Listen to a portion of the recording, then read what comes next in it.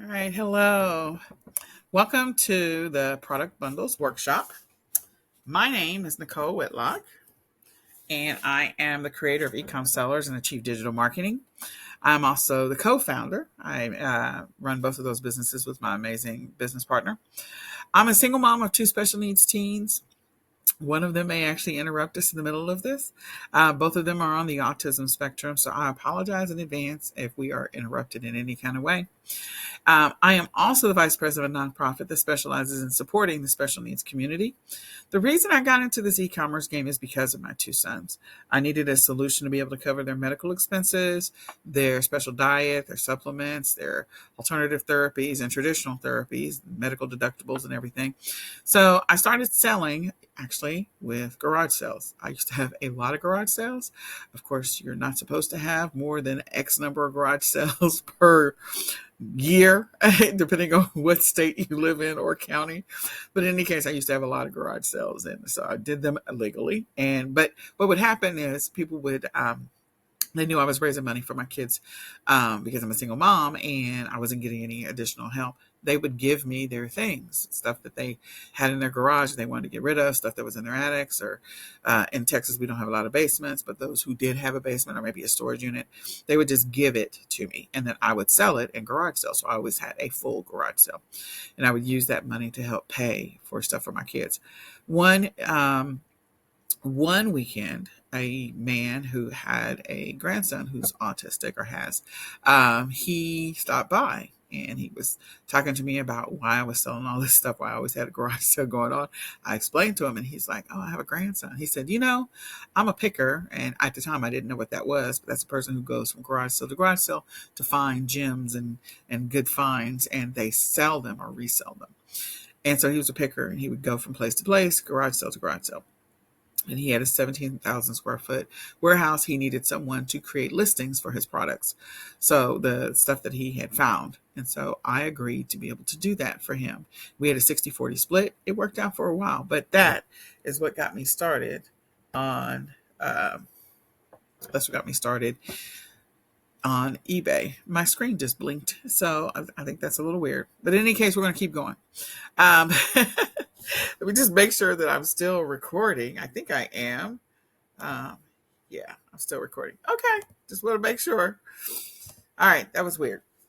In any case, my passion is helping people on this autism journey, helping families on this autism journey, helping them to find an alternative solution to raising money for their kids, because most people don't know that when you have a special needs child, summer programs cost sometimes 3 to 4 times what it would for a traditional child, because there's always this extra help. But families with special needs kids are always cash strapped because they have way more expenses. So having to also pay extra for your kid to go to camp is a lot. And I wasn't getting any relief. I wasn't getting any help. So I needed something to help me to raise some money. So e-commerce became the thing for me. So I like helping other families on this same journey come up with solutions to whatever it is they need to fund, whether it is their summer programs, whether it is their deductible and medical expenses for the coming year, whatever that is. I help those families try to find a solution to that. In addition to that, I like helping sellers get focused, get organized, get consistent in their e-commerce business so that they can be profitable. So if that's you, I'm here for you. I like helping sellers. In any case, now this workshop is taught from a new perspective seller standpoint. So it is for new sellers, but it's also for existing sellers. So if you're an e-commerce seller or you want to become an e-commerce seller, this workshop is for you. If you want to learn how to create product bundles, this workshop is for you. And we're going to be talking about bundles from different platform standpoints. So it's not specific to any one platform. You can use any of these ideas and thoughts to be able to create bundles and sell bundles on any platform. By the end of the workshop, what you'll do is you'll learn how to create bundles, where to find them, how to source them, how to list them to some extent, and because it's going to be different for different platforms, and how to ship the bundles. Some things you need to consider when shipping bundles. So what is a bundle? So a product bundle is a group of products. It could be two things, it could be seven things, it could be 40 things together. But it's a group of products that either go together logically because they make sense that they go together, or that they go together because, someone might be needing to buy multiples of something. Multiples of the same product is considered a multi-pack, but a bundle could be many different things. So an example of easy bundles that we all have seen or maybe used is a salt and pepper shaker. That's an easy bundle. It's something that goes together. Most people, if they're buying a salt shaker, they're going to buy a pepper shaker, even if it's like a designer specific one, especially if they're trying to keep up their decor. They're going to look for a deal like, oh my gosh, I got these two things together and maybe I got two for one. Or maybe I got it because, these colors are perfect for my kitchen, whatever it happens to be. But they're typically things that are either sold together, they're similar in some kind of way, and or you get a package deal. You're getting two things that go together that make logical sense. And consumers love to buy bundles. The reason they like to buy bundles is for convenience. They need a solution so that they don't have to go from place to place to place to place to place to be able to buy a specific thing. So when it comes to bundles, before we even get into like creating your first bundle, you need to make sure that your bundle solves some type of problem. It's a solution or it simplifies a person's life in some kind of way. It makes things much easier for them. It makes things much better for them in some kind of way. So again, if I found an amazing salt and pepper shaker, maybe I found a great salt shaker and it was at a little mom and pop kitschy store that had unique, knickknacks. Well, if there were two of them together, I mean, like if I really like this salt shaker, I couldn't find a buddy to its pepper shaker, chances are I'm probably not going to buy it because I want my decor in my kitchen to match. For some people don't care. So it's a convenience for if I can find them together, it makes it so much easier because then I can stick with the decor, everything goes together, that kind of stuff. It's also convenient because then I don't have to go to maybe that mom and pop store across the city to another one of their locations to see if I can find the pepper shaker. So I'm finding them both in the same location. So thinking about bundles, if I am buying sheets, most of the time sheets are sold as a set. You get a flat sheet, a fitted sheet, and a pillowcase. Well, they're typically sold together. 90% of the time, people will buy the bed set. There are times when people will just buy the flat sheet or the fitted sheet or just the pillowcase, but 90% of the time, people are buying those things together. Same thing with an entire bed set. Think about that. The comforter, they're buying it together. So it's convenience. It solves a problem. I don't have to go find all the individual pieces. They're all in one place and it's simplified. And, for some, the pricing is going to be potentially perfect. Sometimes you can charge more for bundles and sometimes you can charge people who end up getting a deal and they end up paying less than if they bought each piece individually. So that's one thing about bundles. When you are thinking about bundles, you have to figure out what category potentially as you're beginning the process of, okay, I'm going to go out and do a little bit of research on existing bundles and I need to see what category some of these listings are showing up in. Listings for the platform in which you choose to list on. The listing for the platform, you might be selling on eBay, you might be selling on Amazon. So you might go do a little bit of research on those platforms in different categories if you specialize in a specific thing. So if you've been selling baby stuff for years, maybe you've been selling onesies or footies or bibs, or maybe you've been selling bottles, or maybe you've been selling toys, then again, knowing which category you're going to put this thing in, you can go see what kind of bundles already exist in those categories. If you have not been selling them, and maybe you haven't figured out what category you want to start selling in or what products you want to specialize in, then you can just do some preliminary, I refer to it as reconnaissance, just some preliminary research. So when you're getting ready to create a listing, you want to make sure it's in the category where the primary product, if you're creating a bundle that's comprised of multiple things, where the primary product is best ranked. And what that means is, and we're going to look at some product bundles in just a second. I feel like maybe this slide is out of order, but that's okay. We'll work it out. So the primary product, if I am creating a toy bundle, and maybe the toy bundle is for young kids, let's say toddlers, and there I'm putting together three different toys. Three different toys. Maybe it is a, let's say, Lego set, hypothetically. And maybe it's a Lego set for the big, giant, clunky Legos. And let's say it's a Lego set for a fire truck, a police car, and an ambulance. Okay.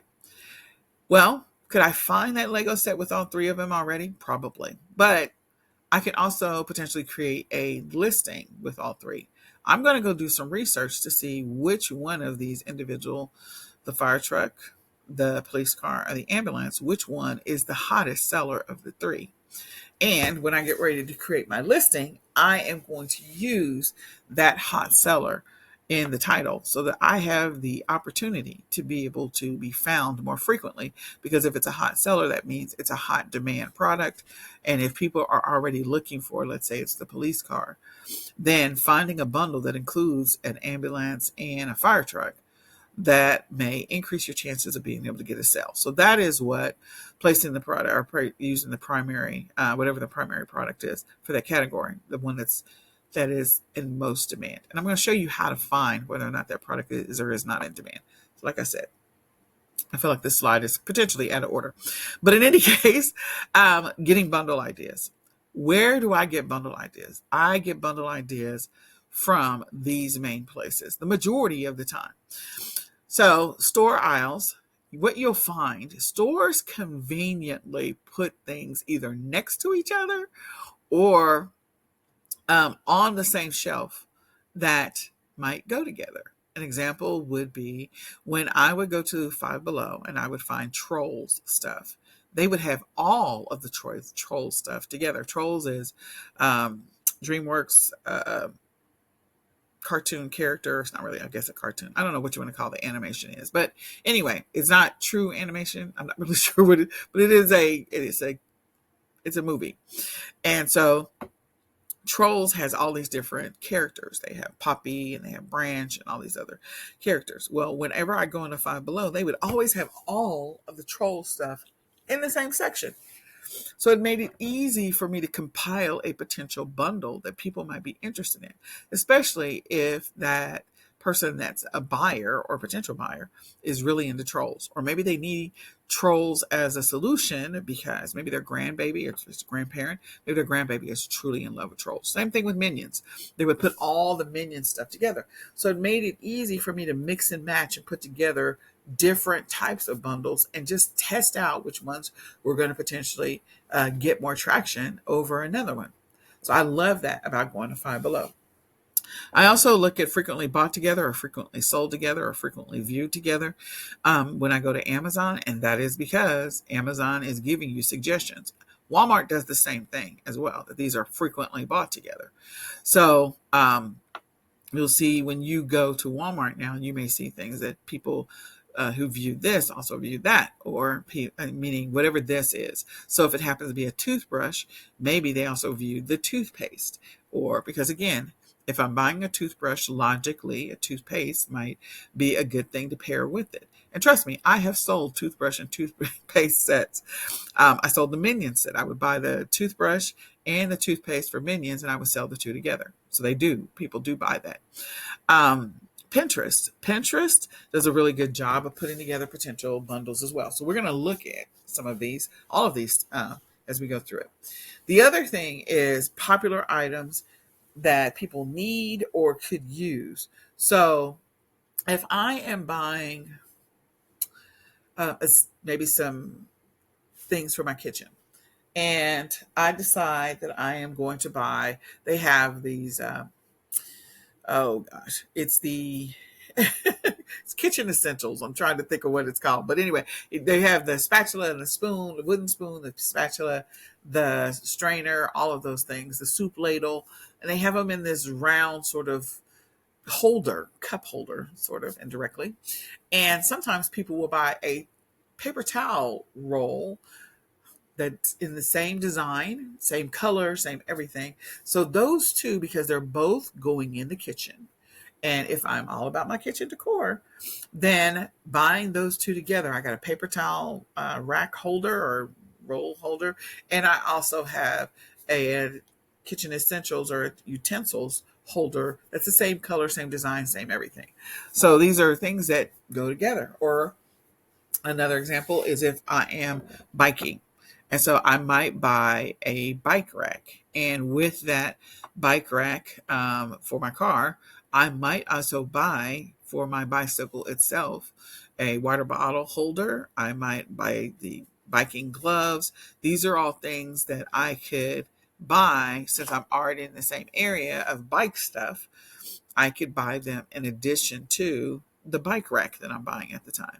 Well, if I put together a bundle that has those things, it makes it easy. Um, I already mentioned things that naturally go together: salt and pepper shaker, bathroom set, bedroom set. Those are all things that logically go together. And then using Google Trends, sometimes Google will help you find things if you just Google search something. So if I am doing a Google search for, I'm just socks, then Google may show me some additional socks for upcoming holidays, or some additional socks for, specific sports, especially if I'm looking for something for sports. So if for Christmas, maybe I bought my daughter a basketball. Well, maybe if I find some female basketball socks to go with that, again, Google can help me find both. And so creating that listing of, hey, here's a basketball socks, even if I sell basketball shoes, like all of that. I may not sell the shoes only because different sizes, but the socks, they have socks in a wide range, from a 9 to, was it 8 to 10 and 9 to 11. So it's a wide range, and you want to go after the common sizes. But again, those two could potentially go together, especially if you get into something unique like a purple basketball with some purple socks that have a basketball on the side. A very unique set. Okay. So here's some examples of different bundles. I've talked through them, tried to help you visualize ideas and concepts. And here's some examples. So you see like the hat and the scarf and the gloves. Those are things that for years we've probably seen them if you go into Walmart or Kmart or whatever stores you have available to you in your area. You see those sold together. Like it's a set, it's a thing.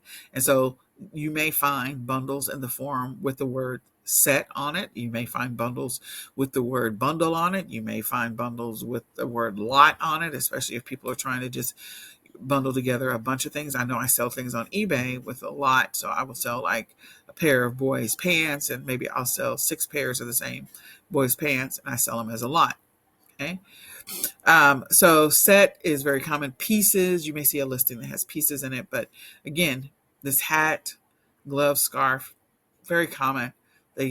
Since I was little, I've seen those sold in the little lovely boxes around Christmas time as a set, complete set already put together. You see that the baby bib, and you see a pair of shoes with the baby bib. Again, if I'm buying something for a little baby, finding all the matching pieces, because people love their newborn kids to be matchy. So, so having the matchy shoes to go with whichever bib the baby is wearing. You also have bibs, and you have the silicone bibs. So maybe I need a 2-pack of the silicone bibs, and I need in different colors. I can buy the same color. If I have the same color, then of course that's a multi-pack, but I have 2 different colors here. You can see the bandanas or the scarves, whichever one you want to call them, the circular bandanas. You see this lovely bundle. It's a solution for someone who has to put out eggs. Now, who might actually buy that? Well, daycares who host little Easter egg hunts might buy it. Churches who host Easter egg hunts might buy them. Cities who host city-wide Easter egg hunts might buy it. Nonprofits like our nonprofit who has to put out eggs for our special needs egg hunt, we might buy them. So this one is solving a solution. It's a convenience at the same time. So solving a problem so we don't have to find volunteers to stuff the eggs. It's a convenience because, again, I can buy them already put together and it makes it so much easier to be able to just put the eggs out. Okay. I know what quantity I'm getting. It says 200 in small, tiny print up there. So again, this is definitely a convenience bundle. And people don't have to go and buy all the little pieces to be able to put into the eggs. So if all the little pieces are already there, I'm not making two transactions or multiple transactions. I got one transaction. I got everything I need. That's what I mean by a really good bundle that truly solves a problem. Then you have this for people who make drinks or like alcohol. you know, maybe they have a wine bar or a liquor bar or whatever, and so you've got all the different pieces that logically might be sold together. Can I buy these standalone one at a time? Yeah, but they are typically sold as a set, so it's very common. And then here's a book set down here. This book set has a pen or highlighter marker, whatever, to be able to write in the book. So for people who have kiddos that they're trying to teach them specific things, or you're trying to do different exercises with them, you can reuse it over and over again because they're dry. Just so you know, they're dry erase books, and so you have the little markers that go with it. These are multi-packs. So it's multiples of the same thing, common things that we've all bought. So you've got ketchup, peanut butter, toothpaste. I have multiples of toothpaste, not really sure why. And then I have baby bottles, things that people need anyway. They got to buy, or they're buying and they need multiples of it.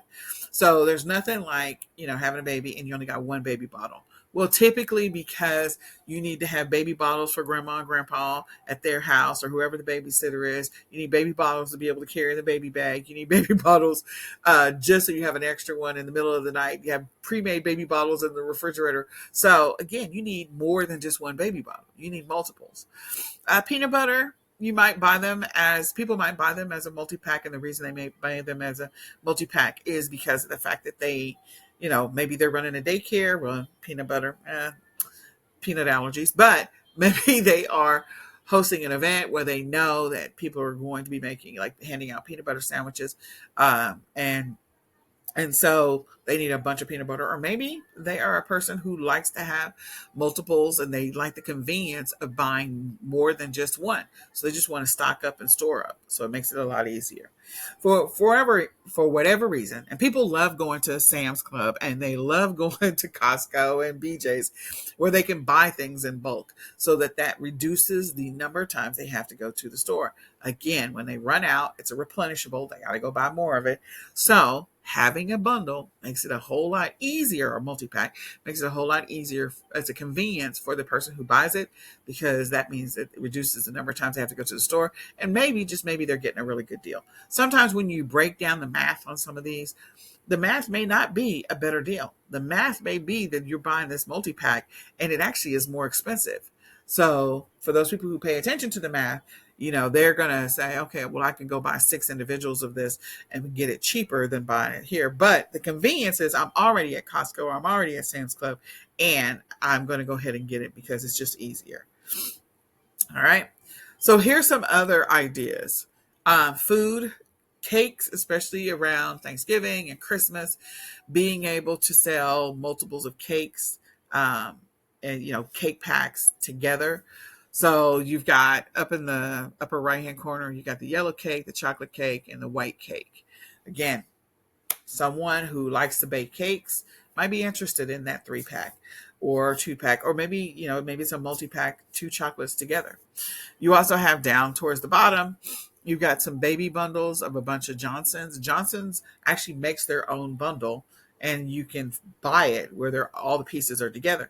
But you can go onto Pinterest and get additional ideas on what you can put into a new baby bundle. So maybe I buy this Johnson's yellow baby bundle, and I also buy at the same time a blanket and a stuffed animal and a onesie set, 2 onesie sets, 3 onesie sets, and additional socks. So I'm combining multiple types of bundles together to create one mega bundle, one master bundle. And I could list that. You can list it, believe it or not, you can list it on Pinterest, and you can list it on any of the other selling platforms. Okay. I do want to give you this one little tip though. When you're taking something that's branded, and if that brand is already creating their own bundle, when you create another bundle from their bundle, or you do something like that, putting additional products together, In some cases, depending on the platform that you're selling on, you really do need to go ahead and get potentially additional approval to be able to make this bundle, especially if it becomes a hot selling thing. If it's a one-off thing, then you're sampling it, you're testing it, seeing if it works, and then you can potentially reach out if you find that this thing is selling like hotcakes and you want to sell more. The reason is because these platforms have, I'm sorry, these companies have worked with different distributors that are licensed to be able to put together product bundles. That's the reason why, again, the yellow set is already prepackaged together when you buy it. So you don't want to get yourself in trouble with, already prepackaged, already predefined stuff. So if you're going to sell a lot of it, a lot of it, I would encourage you to reach out, get approval from either the distributor to be able to use their bundle in another bundle without having any problems. There's an actual form, and we can share that in the back office that you can fill out or you can send that just says, I want to request to be able to, your approval to be able to create bundles using this product. Okay. In any case, a lot of these down at the bottom are from Pinterest. And then you'll see this bundle here, which has the ice cream cones. It has the toppings. It has the syrup. It's in a glass jar. It's got the ice cream scooper. All this stuff is together.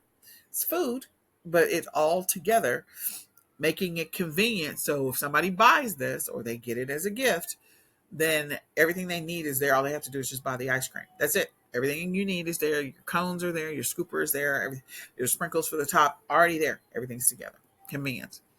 Additional bundle ideas. My favorite is always putting together house shoe bundles, because the one thing about house shoes is you can buy a bunch of generic house shoes and then find different things that logically go together and put them in there. So if you're going after a bundle where I am pampering myself, or I'm trying to sell a bundle where someone can pamper themselves, you might put some kind of cream or lotions or what is it, the Palma Stone, all of those types of things. Maybe a nail kit, a pedicure kit together with the house shoes, and so you can source generic, non-brand named house shoes, and then all of the little things that you could stuff inside the shoe. This one is a great one. Another one might be just as like an anniversary or a nice to have. So you'll see there's the one with the little champagne bottle and the chocolates. So maybe for the weekend I'm getting away and I'm going to a spa, so somebody gives me that gift of, here's a little bitty wine bottle and here's some little chocolates, so that you can relax and enjoy yourself. So those are two different types of house shoe or slippers bundles that where I have the opportunity to pamper myself in some kind of way. And then you have the one that's in the middle with the red, and that's this one feels more like a Valentine's Day one because it looks like there's possibly some gift cards in here as well. So again, giving it as a gift, I want to give you a couple of things to pamper yourself, some sweets, some and house shoes, and a gift card at the same time. So you'll see I love slippers bundles. In addition to that, some of the platforms that I like to look at for bundles, some of these stores have gone out of business. So I sort of miss them. And some of them are teetering on going out of business. So Big Lots was one of my favorite ones. 99-cent store. They would always have ideas on their website, and they, again, out of business. And then Party City always had some stuff that, again, made sense to be able to buy together. All stores have gone out of business. Some of my favorite stores to be able to get individual samples of products to be able to test for bundles. But the Dollar Tree is still here. And so you can go on the Dollar Tree and you'll see that they already have bundle ideas already listed on their website, already on the first page, which is crazy. Like, you can literally just lift the images off of that first page, second page, third page. Okay. Then you have a tool set, it looks like, and these are all things like, can somebody buy all these individually? Yeah, but 90% of the time, 99% of the time, they're probably going to buy it as a set anyway, because these all look like specific pieces for a specific activity. And then you have things that are already a bundle, another example of already a bundle. So this is Handy Manny, I believe. Handy Manny is a cartoon that, I don't know if it's Disney or if it's Nick Jr. I can't really remember. But in any case, Handy Manny has all of these different tools And so all of these tools are um, part of the handy manny kit. Well, if I were to put together a bundle with this handy manny tool set and maybe something else that's handy manny for a little kid who really likes handy manny. So maybe I'm putting together the doll, which is handy himself, handy manny. I could put that with this set and all of his tools are already in it. I'm going to sell that together. Maybe I put together a t-shirt with Handy Manny. So different things that you can put together, different ideas. Again, this is already a licensed product. So you want to be mindful if you're selling a lot of something, that's one thing. Okay. Reselling something you already have, like if I already had Handy Manny sets in my house and already had the Handy Manny doll, me reselling it on eBay, not a problem. I don't have a bunch of them. It's a one-off sale, and I already previously owned it, so it's not a big deal. But what you do want to do is just be mindful of anything that could cause you financial strife later on. And what I mean by that is if I put together a bunch of Disney-related bundles and I keep selling them over and over again, and Disney comes after me, they have way more attorneys that sit in a conference room than you might have. So, and they have deeper pockets. You don't want to get in trouble for selling something if you're selling a lot of it. Okay, so make sure that if you're going to sell a lot, definitely download the document so that we can make sure you're covered and be able to distribute this particular product with other products without having a problem for branded stuff, trademark stuff. If it's not branded, that's the reason why I like house shoes, not branded, not trademarked. I don't have to worry about that. And then you also see the little magnets for Christmas for peanuts. Additional ideas. Some of these can be print on demand ideas. I don't know if you know that you can sell print on demand socks. Print on demand socks in different designs and put them all together. So then that way you can sell a bundle of Christmas related socks or Valentine's Day or holiday or maybe the Super Bowl, whatever that happens to be. Maybe your son or daughter just joined a sport and it's a big deal. You could create some print on demand products for the entire team, which is one of my my business partner. She's looked into, like print on demand products that would be helpful for all the parents of the team. So they could all go to an event together wearing the same thing. You'll see that kind of stuff happening with family reunions or bridal parties. They will make t-shirts and everybody's wearing the same thing. So again, as a bundle creator, I could create print on demand bundle solutions. Those are great examples, whether it's bride and then the bridesmaids shirts, all the same, going out for a bridesmaid party or whatever. Same thing with the groomsman. Again, groom, he would maybe have a shirt that said groom, and then all of his party would be groomsmen, and it's all like a t-shirt, and they're going out to party or whatever. They're having their bachelor party or bachelorette party. So Christmas shirts, again, putting together bundles of shirts that make sense. Someone seeing this listing of I've been naughty, I've been nice, they would probably buy that, especially if it's a couple, because again, the wife might say, I'm going to wear the nice, and the husband, you wear the naughty, and we're going to a Christmas party together. So they might buy that. It's a convenience. They're getting it custom made, custom designed, things like that.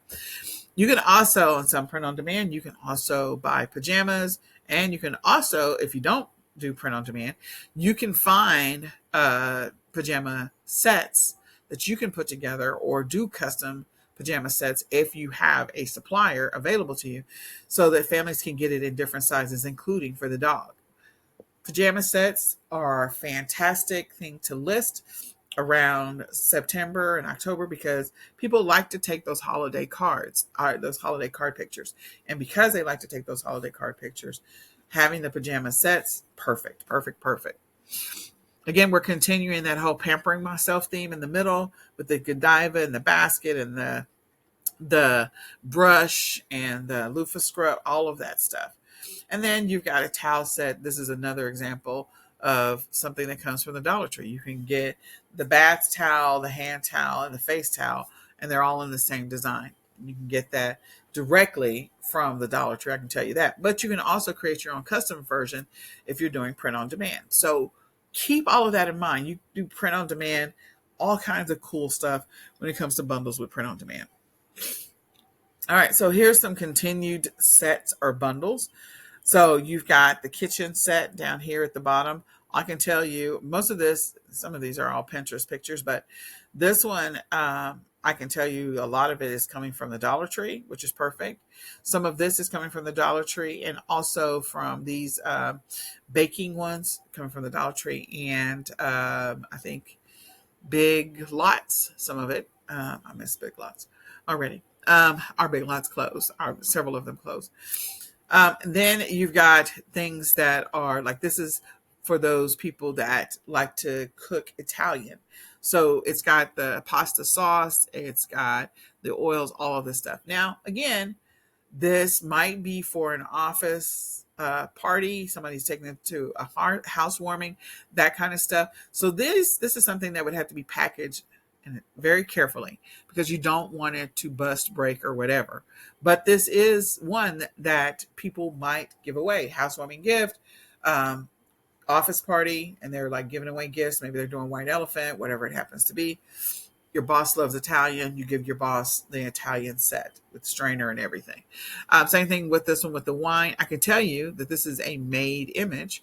The reason I can tell it's a made image is because I can tell you that the bottle is superimposed and placed in there. I can tell you this jar is superimposed. I can tell you that the stuff that's in the front, which is a replication of that, of the noodles, are all placed into this image. And so this is an example of a bundle that was put together, and it was you're using some type of either Photoshop or Canva or some other tool to be able to make that entire image. But again, it is a bundle that people might be interested in. So if you're creating maybe long-term bigger picture, you decide that you want to create those unique gifts for housewarming gifts. Then your website would focus on putting together things that would make great housewarming gifts or maybe great Boss's Day gifts, whatever. That's your website.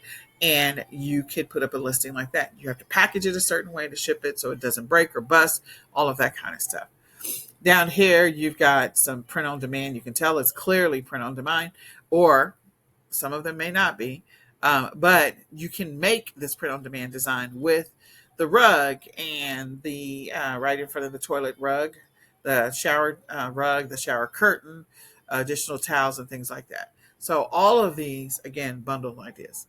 And then as we continue, and I think this is the last set, some additional bundle ideas for Valentine's Day. I see these all the time where they are wrapped in cellophane. You've got the candy bars on the stick. You can find these all the time. How do you put them together on Pinterest?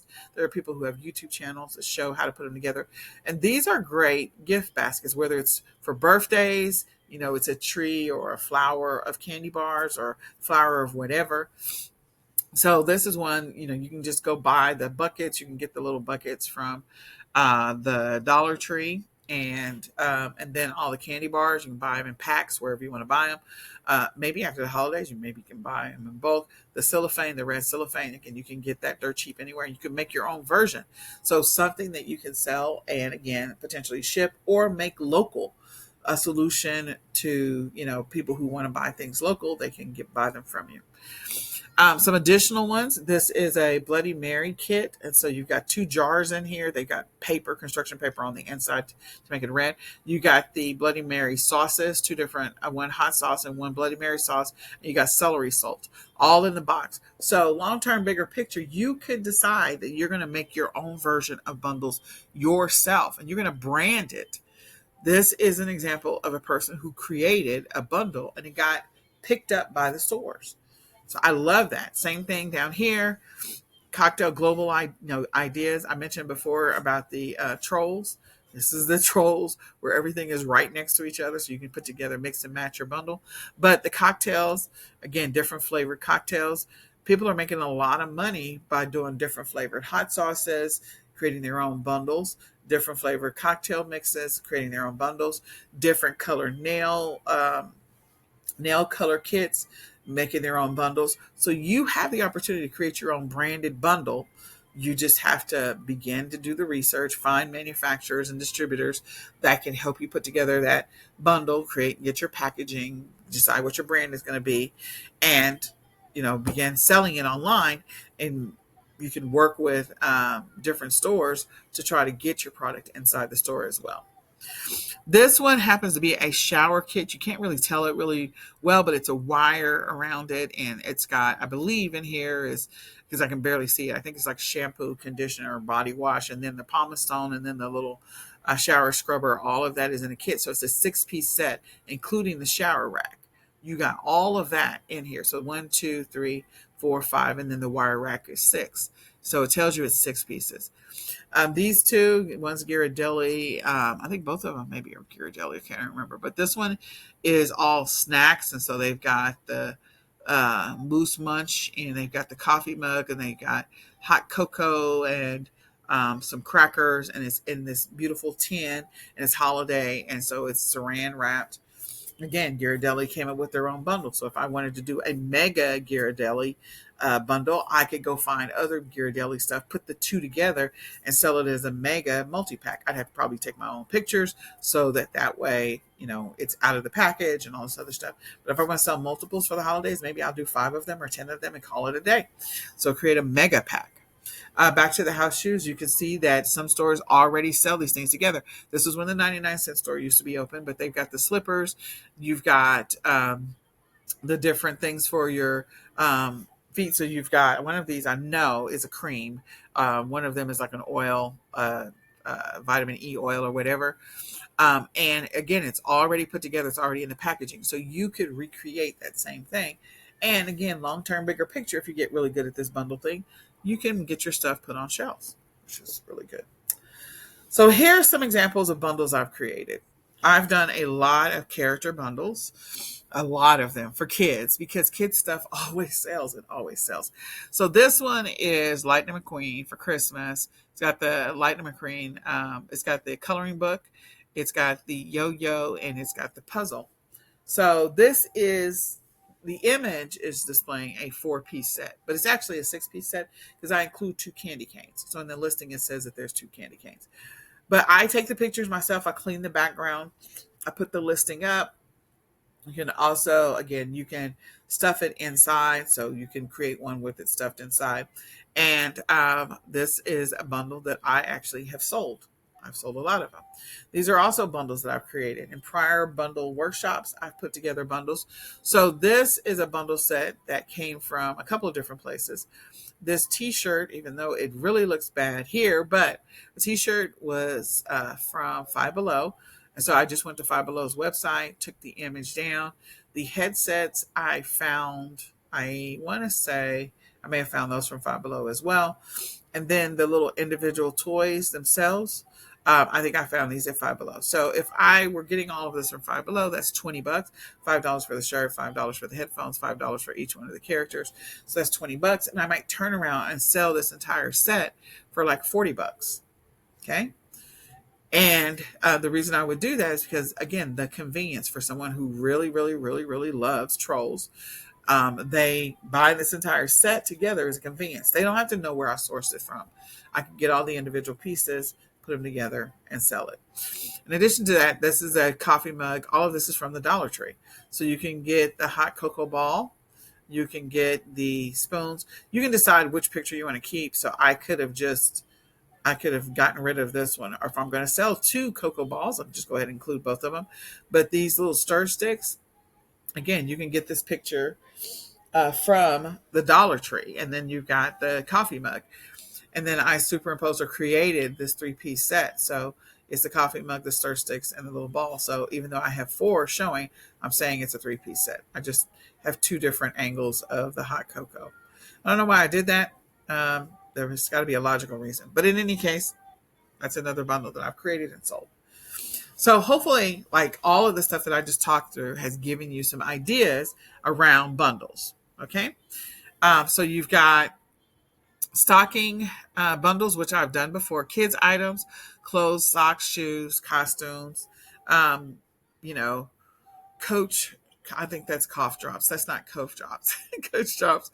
It is cough drops. It's supposed to be a U. Tissues. So boxes of tissues are also like multi-packs, but party wrapping paper, like tissue paper, those are great because you can sell multiples of tissue paper, especially if someone is like needing to buy a big giant bundle of them, like in bulk. You can sell that. So there are a lot of things that, again, you can sell in bulk that people might need to buy for different reasons, especially like around the holidays. They might have the tissue paper. Hold on for just 1 second. Alexa, stop. So, gift bags, wrapping paper, wrapping paper. People typically buy wrapping paper in bulk. They might buy one roll. Like if I'm going to a birthday party, I might buy one roll of wrapping paper and that's it. But when it comes to Christmas, I'm probably going to buy multiple rolls. And so going back to trolls or going back to minions, if your kiddos really love minions, I might buy 3 different rolls of wrapping paper with 3 different designs for minions. And so having that set already put together that somebody can buy from you makes it so much easier, because then they don't have to go hunt it down. They don't have to source it. They already know that their grandbaby or their child or their next door neighbor, whoever, their niece, their nephew, really likes minions or they really like trolls. And so it makes it easy because you've already saved them the time. They've got the convenience. Cards, different types of cards, greeting cards. So you can buy greeting cards, especially around the end of the year.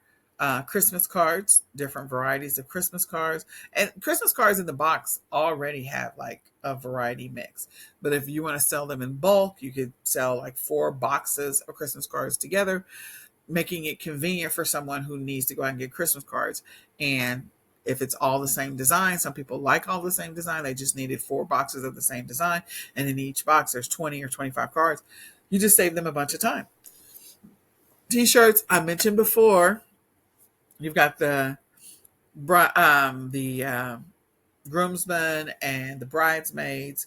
So if they're having a bachelor or a bachelorette party, they could all wear the same T-shirts or wear the same, maybe, I don't know, hats, sunglasses, pants, socks, whatever, all have the same design. And sometimes the bride will give the T-shirts away to the bridal party because they're like, I just want to thank you for, being in my wedding or whatever the case may be. So family reunions, a bunch of T-shirts sold in bulk. And again, that's a print on demand. Both of those ideas are all print on demand. I showed examples of baking supplies and ingredients, pet supplies, pet stuff around the holidays is great, and also not around the holidays. So for some people who love their pets to death, they might buy pet supplies, like a pet gift for their pet on the day that they got them. So whatever that date is, they may buy them, like a birthday gift or your adoption day gift. And for the holidays, one thing I used to sell before they became a big, big, big thing was pet toys in a stocking. And so now you go to the store and you see them all the time. You can also go to Ollie's and just buy the set that's already put together. Ollie's is another discount store where they will buy, it's a closeout store, and they'll have those in there. So you can just resell them for the holidays. Add one extra toy, add one extra bow, add one stocking cap for the pet, or, a pajama, whatever, a shirt or a coat or something. Put it with a bundle that already exists, and you're just creating a mega bundle or an advanced bundle. We talked about bathroom sets, kitchen sets, bedroom sets, tool sets, notebooks, journals. Around the beginning of the year, people are buying calendars and journals. So why not sell a calendar and a journal together, both of them together? Holiday decorations. Most people don't just buy one decoration. They buy multiples. Beauty items. When someone is buying a beauty brush, they don't normally just buy one brush. They buy a brush set. Again, same thing with the little sponges. They will buy a set. Coffee, teas, juices. Again, I've gone into the store and I've seen a tea set and a coffee set. So things like that. We already saw the cocktail mix set. So things like those are all ideas. Furniture is the one thing. Back in the day when I first got into it, they told me I need to sell big items because the return rate is low on big items. And that's true. When I'm talking about big items, I'm talking about a living room set, like a rooms to go living room set. That includes the couch and the sofa and the chair and the end tables and the coffee table and the lamps, the whole thing. And so if you're a person that's okay with shipping freight, and you can find the pieces at a reasonable price and be able to resell it. Maybe you have a custom website that you create, a Shopify store or whatever, that has furniture that you sell, that you don't make, you don't manufacture, you just literally source it from a supplier and you drop ship it to the customer. Okay. Drop shipping big things does require additional coordination, but again, putting all the pieces together. And the great thing about furniture is typically the pictures are already taken with everything together. So you can sell all those pieces individually, just buy one lamp or buy one end table or buy the one coffee buy the coffee table, buy the chair. But selling everything in the picture, yeah, there's a lot of opportunity there, and there's a lot of markup opportunity. So the ROI on that is big. Um, so and then okay, and then supplements and food and candy. So we kind of talked through some of those. So ideas, if you're struggling with ideas, I have rattled off a bunch of stuff to help you kind of think about what a bundle might look like, how I might source it, where I might pull the pieces together. And you can focus on or specialize in bundles for specific occasions. So you could do a winter, spring, summer, fall, like those types of bundles. You can do holiday specific bundles. You can do event specific bundles, or you can do routine specific bundles. So an example might be, we know that most of the time, like high schools might have a bonfire. And so what are the things that people might do or need to take with them if they're going to a bonfire event? Financial planning. Again, the beginning of the year, middle of the year, end of the year, people might need several different things for their financial planning, different logs and accounting paperwork and all of that stuff. So again, print on demand, great opportunity there, but also just selling the notebooks and the pieces together. Things to help them with work-life balance or a morning routine, putting together a bundle that focuses on those things. So if you're a person who loves to help people get, streamline their life, simplify their life, re-engineer their life, maybe you put together a bundle around morning routine, things that are going to help them improve their morning routine. Okay. Then holiday party ideas. Again, you could create bundles, maybe for the serving platters or the bowls. So typically when somebody buys a punch bowl, they're going to buy the little ladle and all that other stuff together. They're typically sold together. So what other thing could you sell with that? Maybe the glasses. They may be sold separately. So you put together, again, a super bundle of the punch bowl with the ladle, and then you have another set with the glasses. You just take those two pictures together, and then when you ship it to the person, you just ship them in the two separate boxes that already exist. Okay? Makes it a whole lot easier. Okay? So where can I find products? I've given you so many different places. You can go to Amazon, Alibaba. You can look on Facebook to see if you can find products to sell or to bundle. Instagram, Walmart, Pinterest. I love ideas from Pinterest, but you can also buy products on Pinterest, eBay, Google, Bing, YouTube. So product research and product searches. I like using Google to do some product research. I also like using Amazon and Walmart and Pinterest. Those are my product research ones. And then sometimes I like Facebook. And the reason I like Facebook is because if there's an existing Facebook group that might be interested in a specific thing, then I might market my product to those people in that Facebook group. So I'm going to give you an example. Ted Lasso, huge hit during COVID, like huge hit. It was great to watch. And so they came out with all kinds of Ted Lasso stuff. Ted Lasso quote cards, Ted Lasso game board or game and game board, Ted Lasso coffee cups, the scarf used to sell, the shirts sold, the calendar sold. These are all things that are Ted Lasso specific. Well, you'd only know that if you went into, like you were on Facebook and you were into some of those Facebook groups, people that were diehard Ted Lasso fans.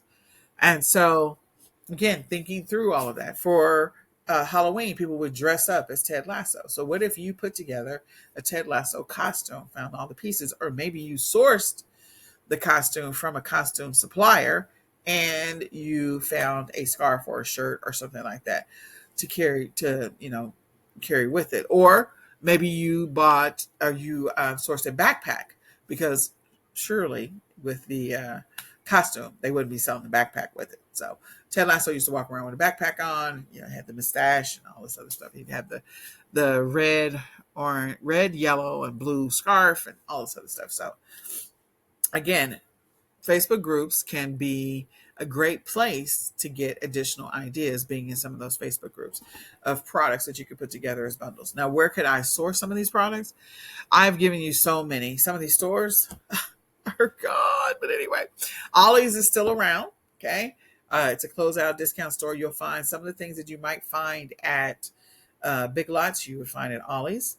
Dollar Tree, Five Below, Walmart, Target, Oriental Trading, another one that's got some great stuff on it. Pop Shelf and Daiso. Daiso is similar to the Dollar Tree and Five Below. It's a combination of the two, but it's a Japanese version. And then you have Party City, which is now closed. AliExpress, Walgreens. Believe it or not, Walgreens and CVS are great places to find stuff because they will put stuff, again, that's similar or related in some kind of way, same name brand, same whatever. They might put them next to each other, all in the same section. And so it just makes it easy for you to compile a bundle from stuff that's already sitting next to each other. So you can just literally create the listing from there. But Walgreens and CVS, plus Walgreens and CVS only has so much space in their store. So they are a quarter, if not a sixth of the size of a Walmart or a Target. And so they have limited space to be able to sell some of the same stuff. So the great thing about that is you can find stuff at a discounted price. Trader Joe's, Aldi's, they will have unique things that are only available during certain seasons. And so you can sell those unique things. I will tell you, Trader Joe's has gluten-free stuffing. That stuff sold like hotcakes on Amazon, also sold like hotcakes on eBay and Walmart. And so the Trader Joe's stuffing is a thing. It is a thing. A gluten-free stuffing is a thing. And you could sell it in multi-packs. You could sell 4 boxes. You could sell 2 boxes. For people who didn't have a Trader Joe's near them, it just made it easy. For people who were gluten-free, just stuffing, like it just made it easy. And then Hobby Lobby. Okay. All places to be able to source from. I have given you a big, giant list of stores that you could take a look at and take a deeper dive. So take a screenshot of this so that you can take a deep dive at some of these stores, some of these places, some of these online websites to be able to find products to create bundles. Now, the one thing I will do is I will do unique bundles where the bundles are not like different pieces are coming from different places. So if I go back to the bundle example that I showed you of the car stocking, I got the yo-yo from Party City. I got the stocking from 99-cent store. I got the coloring book, I think, from the Dollar Tree, and I think I got the puzzle from the Dollar Tree. So if somebody wanted to recreate my bundle, they would have to really work hard to create my bundle because I didn't get all the pieces at the same place. So that's the one thing that you need to keep in mind when you're creating bundles. If you want to minimize people jumping on your listing, then you want to make them as unique as possible. The other thing is, again, you can do limited bundles where you're only sampling 10 of something and you're done and you're out, or you're doing 5 of something and you're done and you're out. So when you sell out, it's done and you don't resource it again. If it's something you think you're going to do long term, then you want to go back and you want to source it and you want to go through the exercise of working on branding and things like that. So you do need to keep that in mind. You need to keep that in mind if it's something that you're going to do long term. But if you're just in and out, you're just going to be selling it for the holiday, sell what you got, and I'm done. That's great. The reason I mentioned that is because buying products for a bundle can become expensive if you buy a bunch. So if you're not going to sit there and create 200 bundles, stocking bundles, then don't buy 200 stockings. Okay? If you're planning on just selling 10 of something or 15 or 20 of something, sell that, be done. Create enough for the bundle and be done. The first thing I always do is I sample just 5 just to see if it's in demand. And then I know where to source the other 15 or 20 that I might be selling. So sampling 5. If the 5 sell, then I know this is a hot thing. I can go source another 20, raise the price maybe a little bit, and then When I'm done, I'm done. That way I don't get myself in a bunch of trouble. Long term, bigger picture. If it's branded. If it's not branded, I don't care. Like, it doesn't matter. Like, if it's not trademark, I don't care. Okay. So take a look at these stores, because there's always bundles that you can buy from AutoZone, okay? Or you can source from AutoZone, or maybe find the manufacturers and distributors for AutoZone. So if I go into AutoZone or Napa or O'Reilly's or whoever I'm going to, Advanced Auto Parts, I will walk in and flip over to the back of whatever I'm picking up. I'm going to see who the distributor is.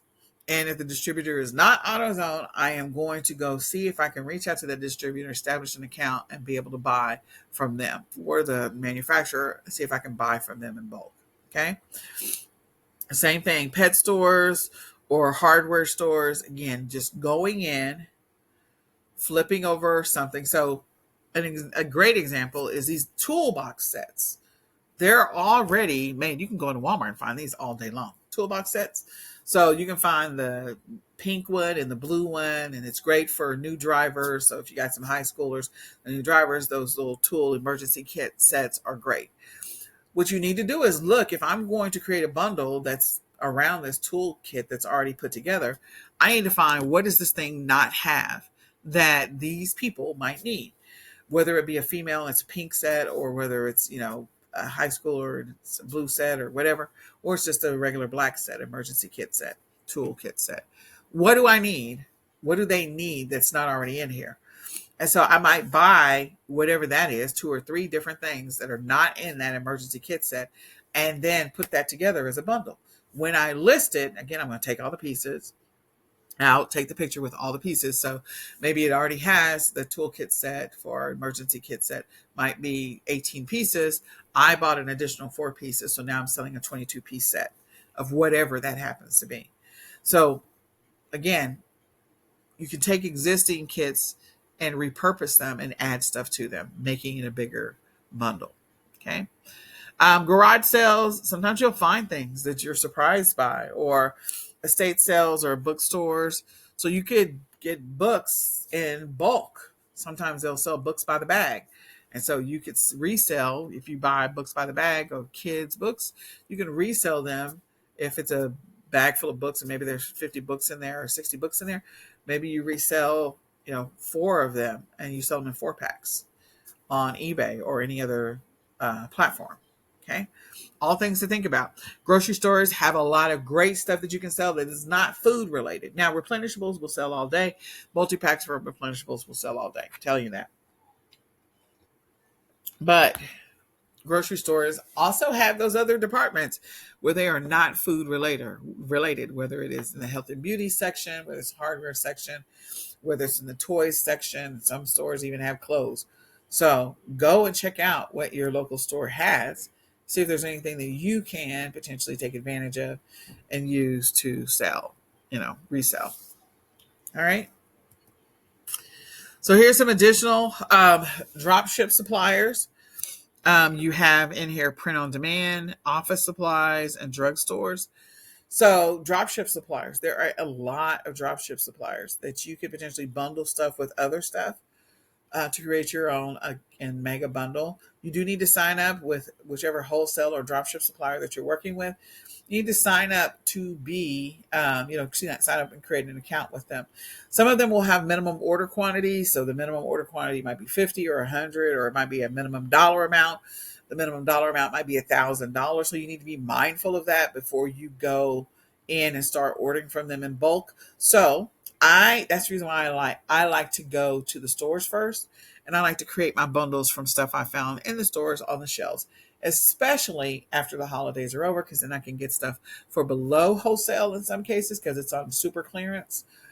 So if I can get a bunch of something, when I say a bunch, 20 of something, 15, 10, whatever of something that is on clearance after the holidays, and I can turn around and flip it and resell it next year. Okay. Whereas if I'm going with a wholesale supplier or a drop shipper, I just need to be mindful of what their minimum requirements are. Some drop shippers will allow you to ship single items. But again, if you're creating a bundle set, so I think I did a bundle example once That was PJ Masks. PJ Masks is a cartoon that I think is on Nickelodeon, Nick Jr. And so they have Catboy and the little gecko lizard boy and the owl girl, Owlet. So they're blue, green, and red. Owlet is red, Catboy is blue, and the gecko thing is green. And so I put together a bundle set that included a PJ Masks Catboy chair. And I found it online. I actually found it from a drop shipper. A PJ Masks chair with a lamp that happened to have a blue lid and then a white table. The white table didn't go with it, but again, when I superimposed the pictures together, it just looked like they went together. It looked like they were all went together. And I think I ultimately ended up finding a PJ Masks lamp uh, cover, shade lamp, and I redid the entire listing and put that up. And I listed it on Facebook Marketplace. I listed it on a couple different places, giving me the opportunity to be able to sell this thing. And again, it was a bundle set, and I just used drop shippers for that. But you need to know what is the minimum requirements for a drop shipper. So you need to do a little bit of research so that you don't get yourself into trouble or it becomes cost effective for you. Okay. So if I'm creating a bundle, let's say I've gone to the stores, I'm creating a sample bundle for, let's say it's stuff that I bought on clearance from Christmas. Okay. So maybe it's Christmas decorations. Maybe it's a toy set that's on clearance. Quick tip, write this down. Walmart will typically audit the stores twice a year. And when they audit their stores twice a year, they will put stuff on clearance before the store is audited. That includes stuff in the toys section. I mean, it will go through a massive clearance. That makes it easier when they get ready to do the audit. They have fewer things to audit. So you might take that strategy and increase your awareness, make friends with somebody who works at Walmart, especially a department head, or somebody that's like over the toy department or someone that's over, who knows, clothing, whatever, women's clothing, whatever. And use that to your own advantage. Use it to your advantage so that you can source some stuff from Walmart just when stuff is about to go on clearance. Okay. So packaging. Creating a bundle, if I'm sourcing from the stores first to get the idea, the concept, and to see if it's a viable concept. Is it selling? Will it sell? Will I make money doing it? All of that stuff. I have to know how I'm going to ship it to the customer because I have it in my possession. If it is something that is not in your possession, you don't have to worry about how you're going to ship it. You need to make sure on your listing that you're indicating that it's going to be shipped separately. So on the listing, you need to indicate that it's shipped separately. Alexa, stop. So for things that are that you're going to be shipping yourself, as I said before, I'm going to test the idea, the concept of the bundle first, whatever I'm putting together. I'm going to, when I put things in my cart, when I'm going to the store, I am thinking about how am I going to ship this thing? Okay. How am I shipping this thing? Am I going to deconstruct it if I brought two different sets of bundles? I'm going to make a master bundle or mega bundle, or, two different sets of products that go together anyway, and I'm just going to make it into a mega bundle. So am I going to deconstruct it or I'm going to sell it all in the same packaging? I'm looking at how I'm going to ship this thing. How big do I need to have the packaging to be? How much might that cost me in shipping? So over time, you'll get to learn how much things might cost you in shipping. What sizes are great? Who's the carrier that I might actually ship this using? So if it's something that's super oversized, FedEx might be the better choice because I might get better rates on FedEx shipping big oversized stuff. Where if it's something small, a USPS might be the better choice because I might get better rates on USPS or UPS ground. So again, you learn these things over time. But I need to figure out how I'm going to ship this thing before I go down the rabbit hole of buying 20 of it or 15 of it or 30 of it. I need to figure that out. Okay. So that way it makes it a whole lot easier and I don't lose money because shipping is a significant price. It's a significant cost. And if the shipping for this thing is so high that it defeats the purpose of putting the bundle together, people are not going to buy that bundle because the price is too high.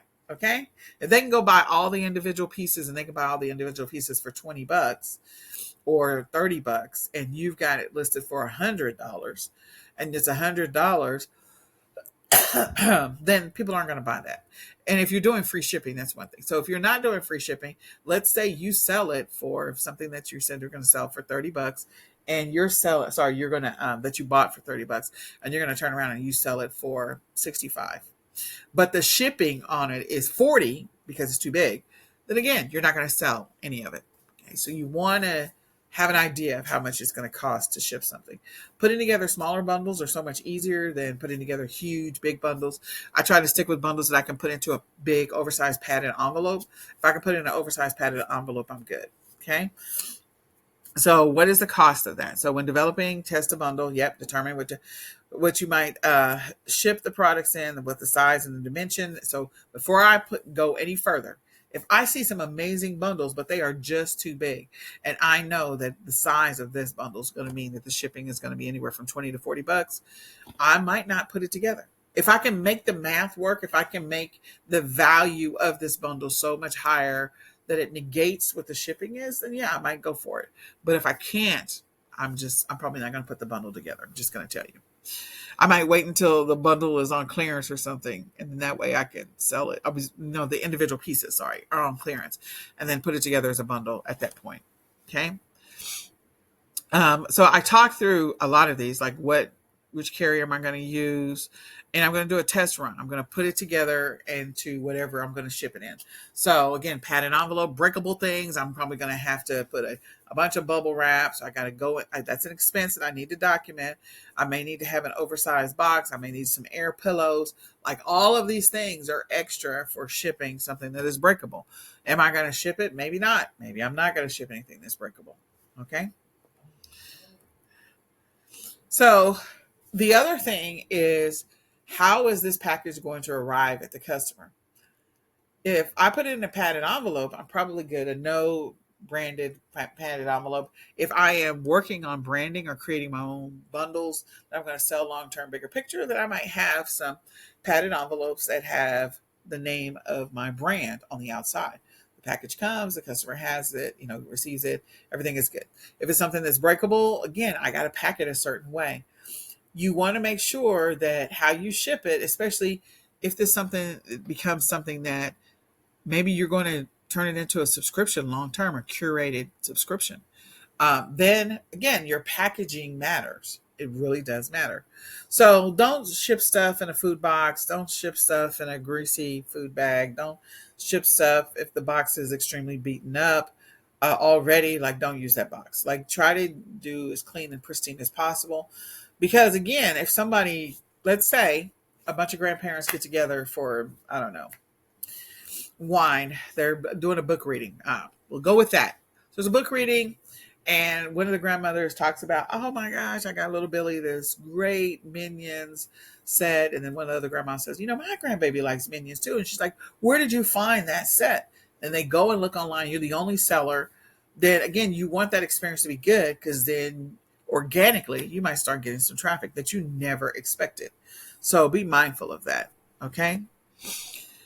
And then, as I said before, if you're going to be taking existing bundles that exist and you're going to be putting together as a mega bundle, if you're shipping separately, like if you're drop shipping, make sure that you indicate in the listing that you're shipping separately. Use bubble wrap where it makes sense. Try to find the right size box. Don't make it too big, because then you'll have, you're going to have problems. So I mentioned bubble wrap. I mentioned air pillows. You may need to tape some stuff down so it doesn't get moved if you're looking for presentation. Like if you're doing gift boxes, gift baskets, whether it's housewarming gifts or, congratulations on your promotion gifts. Again, how it arrives when somebody takes it out of the box, wrapped in the cellophane, looking all fancy, matters. So these are all things you want to be mindful of. Okay. You do have the opportunity to buy shipping from your back office on whatever platform you're selling on. You have other shipping suppliers that are available to you, whether it's stamps.com or Pirate Ship, if you can get a better deal depending on what it is that you are shipping. Might make sense. Okay. And as I said before, I am going to recommend that you either, if it's really oversized or big, FedEx might make the most sense. You just need to put in the size and the dimensions and the weight, and it will tell you whether or not um, it makes sense. Otherwise, UPS and USPS may make sense when it comes to shipping. Okay. And Bubble Fast is another one. If you need supplies, you can definitely choose eCom, 2M's sellers, and use Bubble Fast. If you're going to go after branding, where you're going to create your own subscription box, then Box Genie, Vistaprint, Box Up, all of those are great ones. So now that we kind of talk through where am I finding bundles, um, how might I find it, what stores might I source from, where do I get ideas and concepts, if I'm going to wholesale or drop ship it, all of that stuff. We talked through a bunch of stuff. Let's talk about how you determine truly if your bundle is potentially a viable product. So this is my niche research checklist. And this determines whether or not this is something that I may want to take a much deeper dive into. Okay. And the reason I say that is because selling profitable bundles over and over again, as we saw, like the margarita bundle kit, like it had the 2 glass mugs, and it's got the celery salt and the hot sauce, all of that. Like, you can create your own product. So we have to go down the path of doing the deep research. So the first step is to find a passionate niche. And people are like, I don't know how to find a passionate niche. Okay, so just write down 5 things about yourself. Start with what you know. Okay, things that you know about. If you're a knitter, then write down knitting. If you're a person who likes to go fishing, write down fishing. If you're a female, write down female. If you're a male, write down male. If you're a certain ethnicity, write down your ethnicity. These are all things that are unique to you, that you know about and that you have experience about. Okay. So if I am a Black female who likes to knit, and I have, teenage kids, then I might go after products that a Black female who likes to knit might be interested in. So, are there products that Black females might be interested in? Yeah. I could go down the gamut of anything, whether it be skincare, which all females are interested in skincare, but there might be something specific that Black women might be interested in over another population or a woman of color. I have gray hair. So again, I'm a Black female with gray hair. So that might be another thing that people might be interested in. I could go down the rabbit hole of doing research on gray hair. So if I focused on gray hair and not so much Black women, I have a larger pool of potential customers. And gray seems to be the thing these days because I keep seeing all these posts about the silver fox. So making sure your gray is vibrant is a big deal. So let's go with gray hair. I wrote down 5 things about me.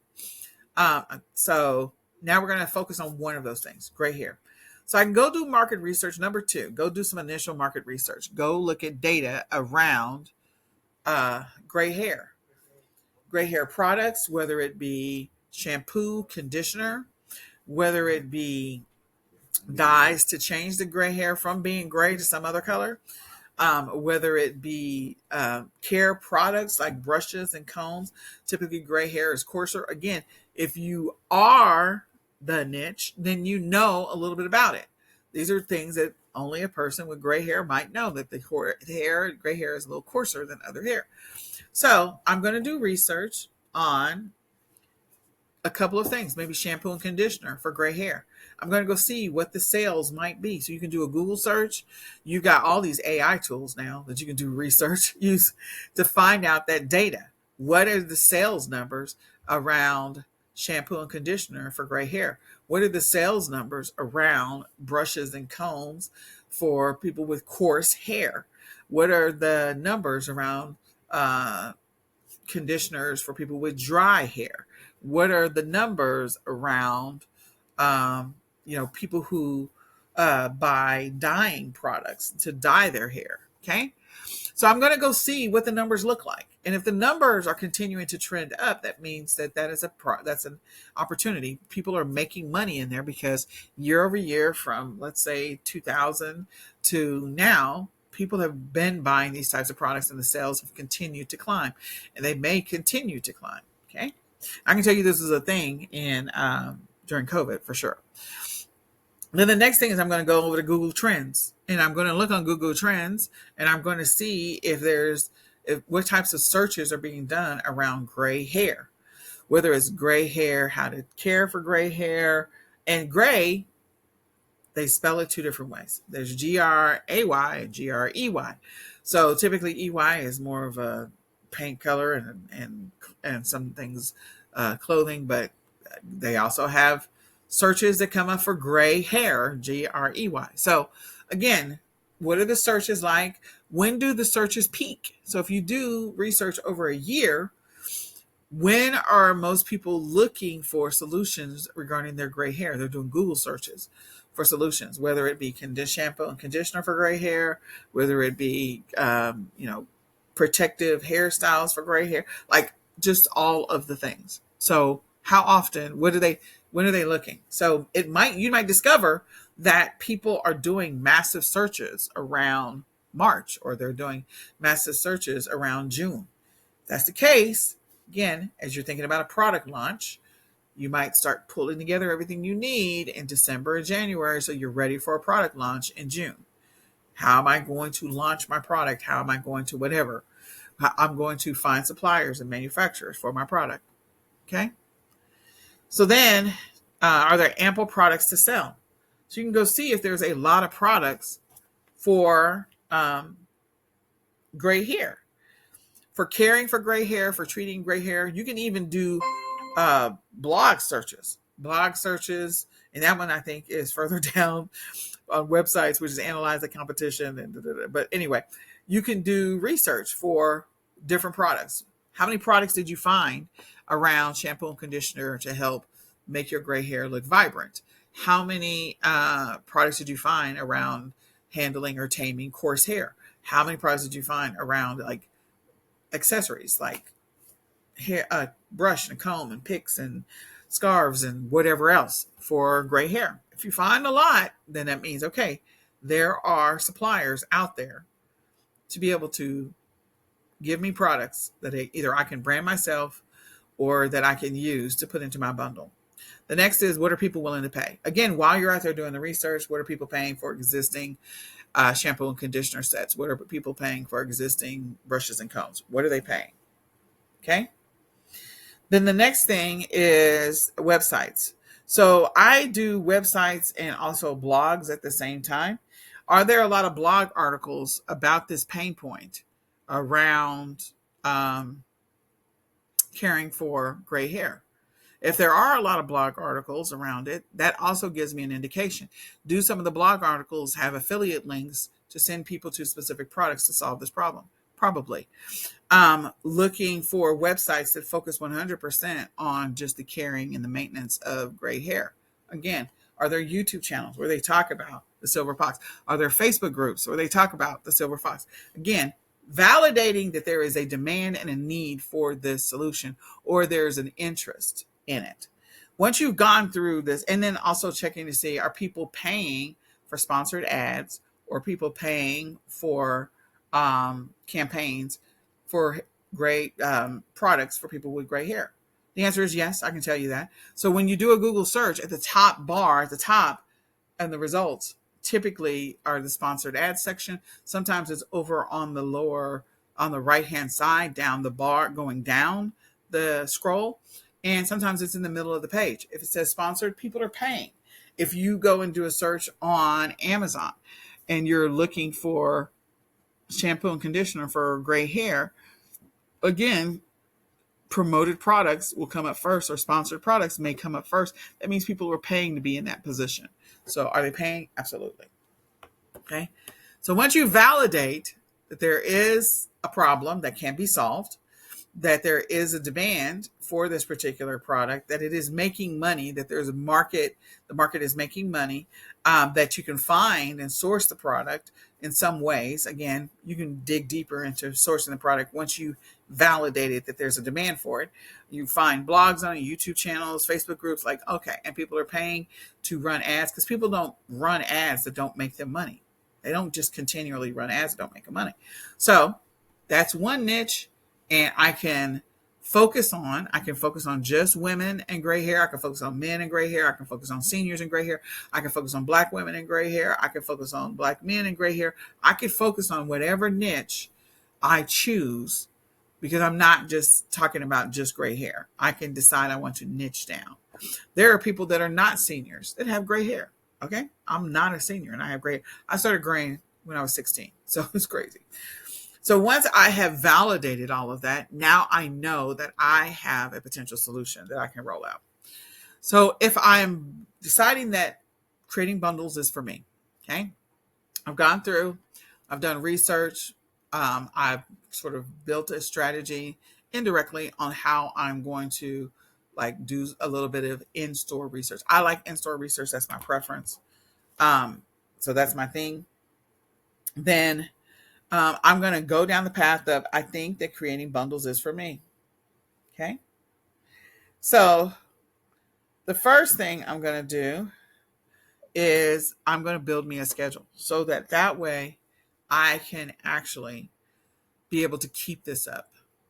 At least a 90-day schedule, if nothing else, where I'm intentional about making time to actually create bundles, because bundles are going to be part of my permanent strategy now that I have an idea of how to do this.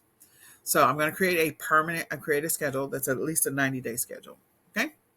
So for 90 days, I'm going to say that I'm going to commit to creating at least one bundle a week.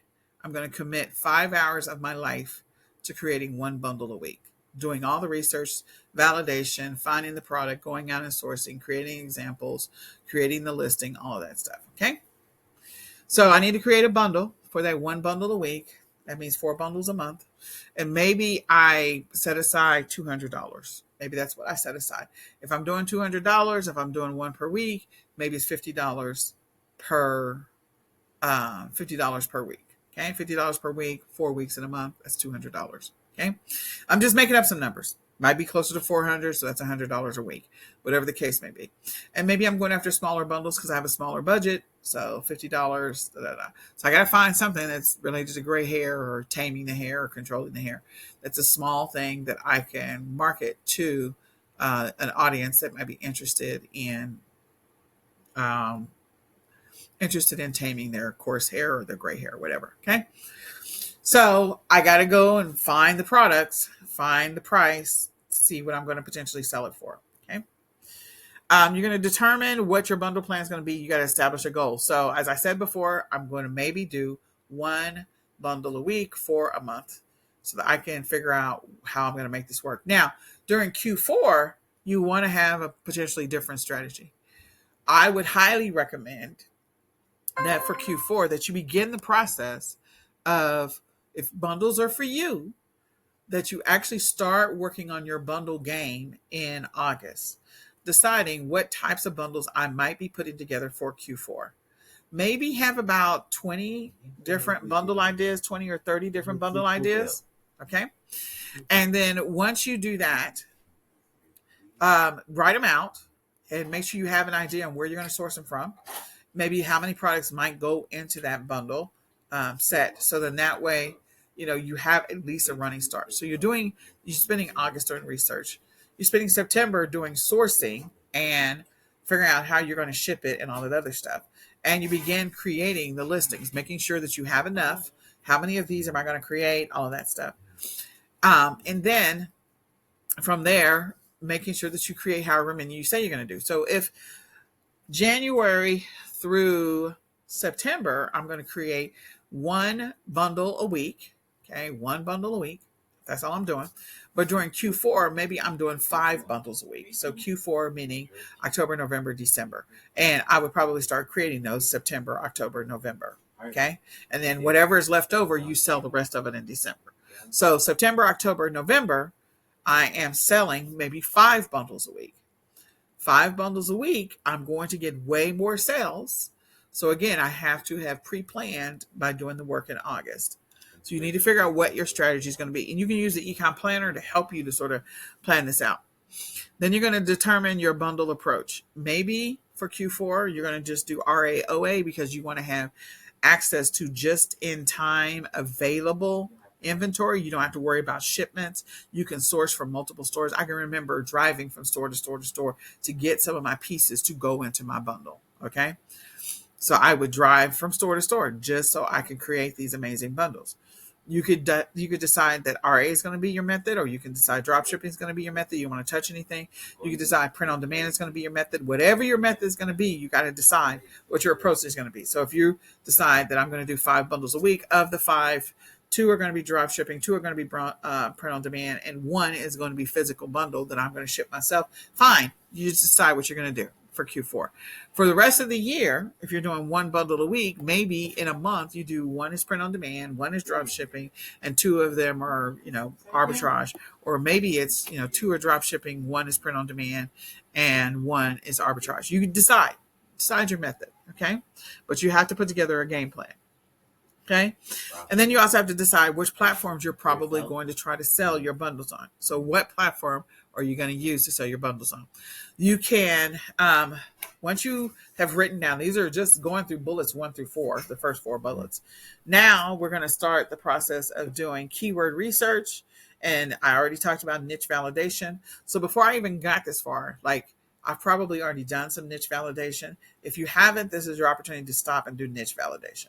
So you could do steps bullet 1, 2, 3, and 4, and 5, all in August, just so you make sure you have a game plan lined up for your strategy so that you can maximize making money. Okay. So keyword research matters because the words that people are searching to find these bundles, you need to make sure that you're using those words in the title. You have access to a lot of AI tools now, and so AI can help you to create those titles for those listings. And we're going to go look at some listings here in a second. Then you can decide, maybe I'm going to do some preliminary research. If I want to drop ship, I might need to do some preliminary research just because I need to know what size this thing really is. So you could order some from whoever, the wholesale supplier, the print on demand suppliers. You can have some examples and then try to see how they might be shipped, so you can estimate what your cost or expense is going to be, so you can price your product right. In most cases, your customer is going to be responsible for the shipping, but again, knowing how it might be shipped, if you're going to physically do it yourself, or if you're going to outsource it to, drop shipping or wholesale suppliers, then that's fine. But again, you need to do some preliminary research. Sourcing. The other reason why you do preliminary sourcing is because sometimes you need to take your own pictures. And if you need to take your own pictures, or you need to create your own pictures, then again, you have to figure out how to make this listing the most appealing listing as possible. The keywords matter, but the images matter more. When you are creating a listing, you need to make sure that you have certain shots for creating that listing. So you need to make sure that you have a cluster image when you're creating that listing. So that's the reason why you want to source potentially in advance and create the image listing yourself. If you create the image listing yourself, it also minimizes the chances of other people jumping on your listing, which is definitely what you don't want. You want people to stay off of your listing, okay, as much as possible. So creating your own image, if they can't find all your pieces, then you're good. That's why I say sometimes you got to take it out of the box and take your own pictures. So your cluster image is yours, the first one that you need to have. And then you need to have individual pictures of every single piece. And then you need to have the end user lifestyle image. Some of these you can make by using tools like Photoshop and Canva and some of the other tools that are out there. So some of those you can make on your own. Okay. So just wanted to point out why you would do some preliminary sourcing, because you may have to take your own pictures. So going back up to bullet 1, you get a GS1, get a UPC from GS1. especially if you're going after branding, long-term, bigger picture, you should have your own UPC if you're going to make this a thing for you. Okay, this is a thing you're going to sell, you're branding, you're creating your own brand, you're establishing yourself. You may also need a GS1 for certain platforms. Like you need for bundles that you create on Walmart, you're going to definitely need a GS1. Okay. For bundles that you create on Amazon, you may not need a GS1. You may be able to get an exemption. Okay. So we'll get into that in just a second. So you begin the process of creating the listing. Again, you have to have already started doing some preliminary keyword research. Determine what's the hot thing, what's the title that I need to have. Use the AI tools to help you with that title. What are the search words? What are the use words? What are the intent words? What are the descriptions I'm going to put into the listing that's going to make it more appealing? So if I go all the way back to the beginning where we were talking about the basketball and the girls' basketball, maybe it's a purple basketball, a Spalding purple basketball with some purple socks with a basketball on the side. Okay. Maybe that's the Christmas gift. So,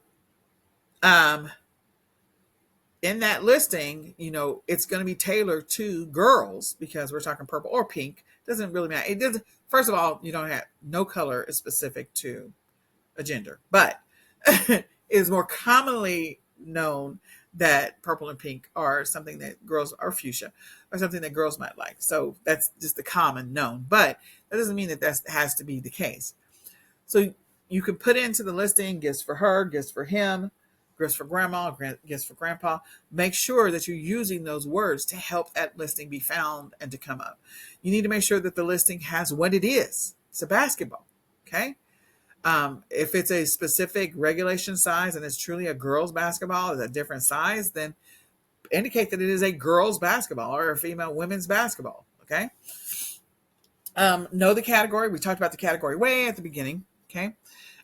Make sure that your title and your description, you're using your keywords to determine your title, determine your descriptions that you're going to include. By looking at existing listings and seeing how they're written and the words that are in the existing listing, that's going to help you create a better listing for yourself. Pricing your item. So again, seeing what existing bundles prices are. Maybe you don't have the exact same bundle. Maybe you have something similar or adjacent to that category. So it's not the exact same thing. You can look at the pricing. You also need to keep in mind, how much am I into for this bundle? How much is this bundle going to cost me?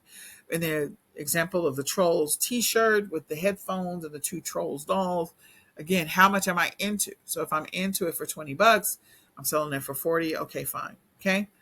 And are people willing to pay $40? Do I find any troll stuff that's out there that's listed for $40? If I do, then I know I am going to potentially be able to sell this item. And I've decided I'm not going to buy a boatload of them to sell. I'm going to just source enough to see if this is a thing. If this is a thing, great. And then if I want to do something generic where it's not Trolls the movie, but just generic trolls in general, I can go and see if I can find or create my own print on demand t-shirt that's just a generic troll. I can see if I can find headphones of some type. Maybe I won't find any that actually have a troll image on the sides. I can find troll dolls because, little trolls their hair is all over the place. So you can maybe find some generic trolls dolls, and it's still the theme of trolls. And maybe the colors of the t-shirt is the fuchsia or the pink. So again, people make the connection that this might be related to Trolls the movie, but I personally don't get in trouble for using a trademark Trolls, DreamWorks Trolls image. I'm using a generic troll. Okay. So keeping yourself out of trouble. But you need to know what the pricing is that you're going to do. So I try to do 4X or 6X on the price, whatever I'm selling it. And if 4X or 6X is too high, then I might go after 2X. Okay. So those are the things that I'm going to look at. Okay. Then the next thing is I'm going to decide which platforms I'm going to sell this thing on. Which platform makes the most sense? Which platform am I, am I going to create variation listings? I'm just going to create one version, or I'm going to create multiple. So maybe I'm going to sell the thing in blue or red or yellow or green or whatever. I have to decide which colors I'm going to potentially sell this thing in. Okay. Am I going to run ads or not? So it may make sense to run ads initially just to see the traction, or you may not run ads at all. I will tell you, majority of the time when I'm first creating my bundle listings, I don't run ads. I use the keywords and the title and the images to help sell the product. And if I list the thing early enough, then I will get organic momentum on it. So when I say list it early enough, if I put up all my bundle listings in September, I have a better chance of selling it. Okay. All right. So then the next thing is cross listing. I do cross list my products on the different platforms. I make sure that I'm listing it on Pingler and Ping Farm, but that I'm also listing it across social media. So I'm going to make sure that I share the image onto Facebook, and I'm going to share it onto Pinterest, and I'm going to share it on a couple of different platforms. Maybe LinkedIn, or not LinkedIn, sorry, Instagram. So I'm going to list it on a couple different platforms just so I can make sure that I don't have any problems with. I'm gonna list on different platforms so I can get some organic traffic. Sorry, my son is doing something. I'm trying to stop him. So in any case, I'm going to cross list it on different platforms and social media platforms, and I'm also going to run it through Pingler or Ping Farm so I can create backlinks to the listing. The more backlinks I can create to the listing, then the better the chances are that I will be able to, get more people to the listing. So creating those backlinks increases the presence and the ranking of the listing when the internet spiders crawl across the listing just to see again what this thing is, just to see what it is, and then it gives it some level of presence on its own organically. I will tell you some of the strategies that we've used in the past because of AI. Some of those strategies, we're retesting some of them just to see how much AI is affecting some of those strategies. So be on the lookout for some new updates because we've discovered a lot of stuff around Google Ads and around campaigns on Amazon and other platforms that makes it really interesting. So running ads in the future, it may not get you the results that you're looking for. So we'll talk about that more in some later workshop. Um, Once I have gone through that process, then I'm going to go ahead and source my items and sell them. I'm going to go ahead and create the listings, make sure the listings are active, and I'm going to sell, sell, sell. So if I'm focused on Q4, I need to do my research in August, or maybe I'm doing some research in July. I create my listings in September so I can, again, build momentum around people finding my listing. I can tweak it, make updates to it every 2 weeks or every 3 weeks so that I can again gain some momentum around it. And if I run out, I know where I'm going. If I'm sourcing it directly from the stores, I know where I'm going. If I'm working with a wholesale supplier or I'm working with a distributor, then I know where I'm going to get it. Okay.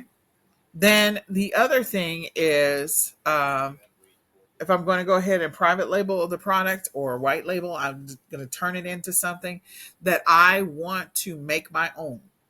Then of course I want to make sure I don't have any branded or trademarked items, that it is branded for me, my company, whatever. So I want to make sure I'm not including like any Mattel toys into anything or any um,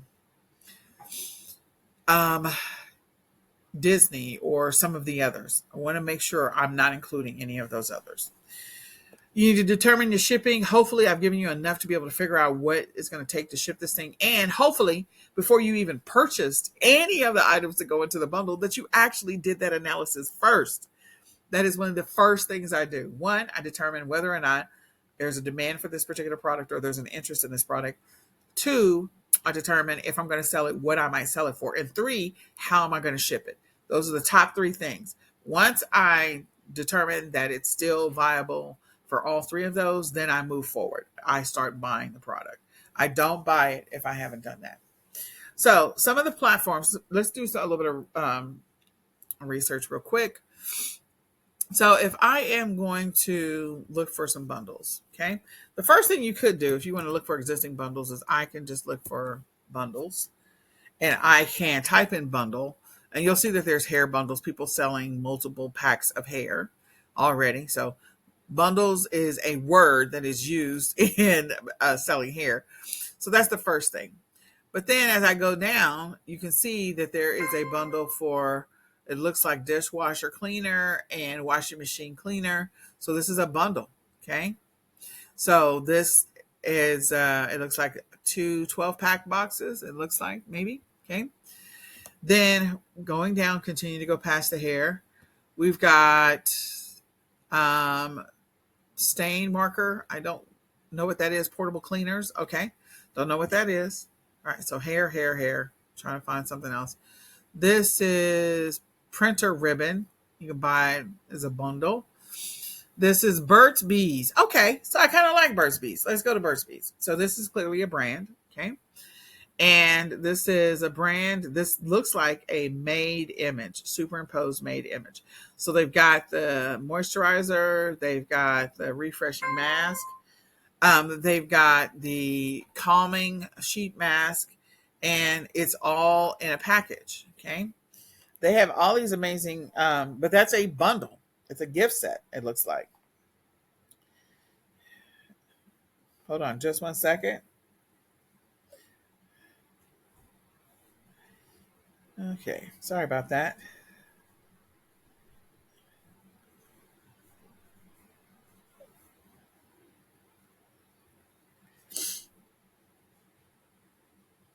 Okay. All right. So Burt's Bees. This gift set I really like, and you can probably buy this as is. But is there another potential Burt's Bees set out there? So if I go and I type in Burt's Bees set, it looks like there are a couple of Burt's Bees sets. So these are two different ones: an essential everyday beauty 5 pieces. This is a holiday lip balm. This is a tips and toes kit. So I might, just for grins and giggles, I might buy or source in this example just to test it. Maybe I just put one up because maybe I want to create my own version of Burt's Bees solution. Okay, create my own version. So this is Snippet. Depending on what you're running, whether it's a Mac or whether it's a Chrome or not Chrome, whether it's a Mac or whether it's a PC. If you click on your screen print, you might have a snippet tool. To grab this, I might click on the little snippet tool once I get it. Okay. And what it does is create this little plus. So I'm going to go and grab this particular product. Okay. And I'm going to keep this picture. I'm also going to go grab this product, and I'm going to keep this picture as well. Again, maybe I want to create my own version of Burt's Bees products. Okay. I think they were sold to a big corporation at this point. So they're not the same Burt's Bees we all used to know. But anyway, so now I have this, and I saw, this amazing gift set. This all looks like it's pretty flat. This looks like it's easy to ship. Oh my gosh, it looks like it's easy to ship because it looks like they're all pretty flat. They are. So that's not going to be a lot in shipping. Okay, this one is a little bit bigger. As you can see, it's going to be just a little bit bigger. So that's one Burt's Bees set. And then I go to this other Burt's Bees set. Now, can I find something similar to this to potentially sell? Yeah, I probably can. I probably can go and find a supplier that has lip balm, and I can find a supplier that has body lotion, and if I can find all of that, and then if I want to get it branded for me, I can find that. I need to find somebody to put it in a box for me, or maybe I put it in a package. Maybe I get smart and I create a flat package like this so that I can keep the shipping down. This shipping is really light. This is really light shipping. It looks like it's just an envelope package. So it's going to be pretty flat when it arrives, which is pretty cool. So I might try to see how many like distributors or manufacturers I can find that can actually create me some type of moisturizing mask, a sheet mask, a calming sheet mask, a hydrating mask in these little pouches. And I, include my logo and it's in my colors and my brand, all of that stuff. How many are out there? And there are some that are out there that you can do that. Okay. But I might take this and I might create my own Burt's Bees. I didn't see a separate image for these individual products. No, I don't see the individual products.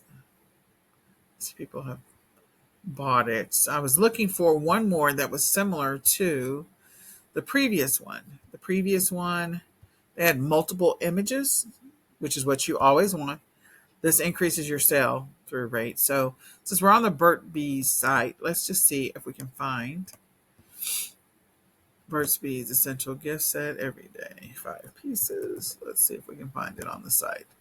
If we can, that's great.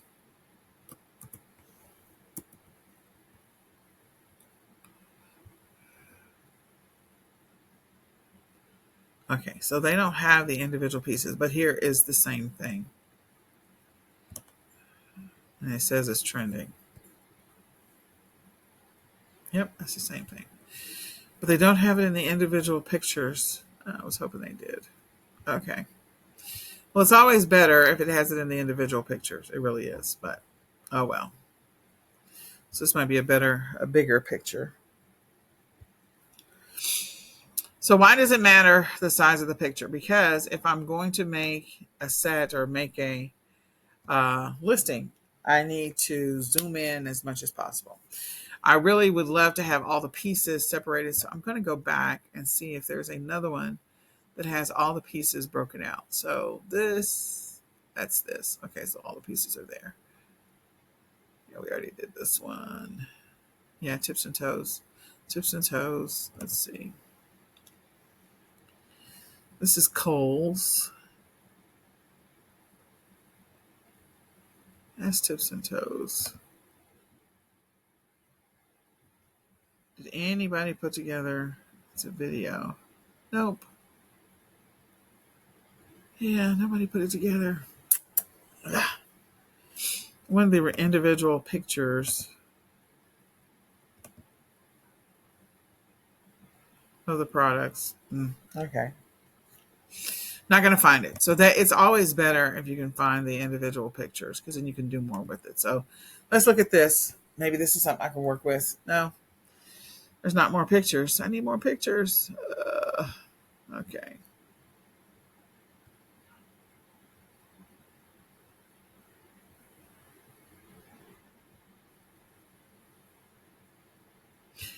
Okay, this one is the individual. Here's the individual pictures or something like that. This is considered a lifestyle picture. It's showing it in its natural setting. So typically, face cream, face scrub, shaving cream, all that stuff would be in a bathroom. So bathrooms typically have this type of tile. They might have this type of sink counter. So this is a lifestyle picture, which is great, showing the product in a lifestyle picture. That's an example of a good one. Okay. So what I'm trying to do, let's see, moisturizer, shave cream. How many are in this? So it's shave cream, moisturizer, face cream. But the picture, this shows the 4. But this picture shows more than 4. Yeah. This picture shows more than 4. Face wash and face scrub. So face scrub is not. Yeah, face scrub is not in this picture. All right. They're making it hard on me.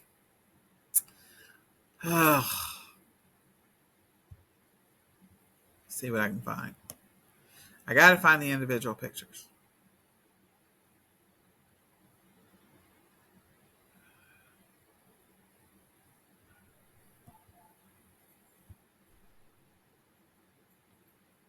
Okay.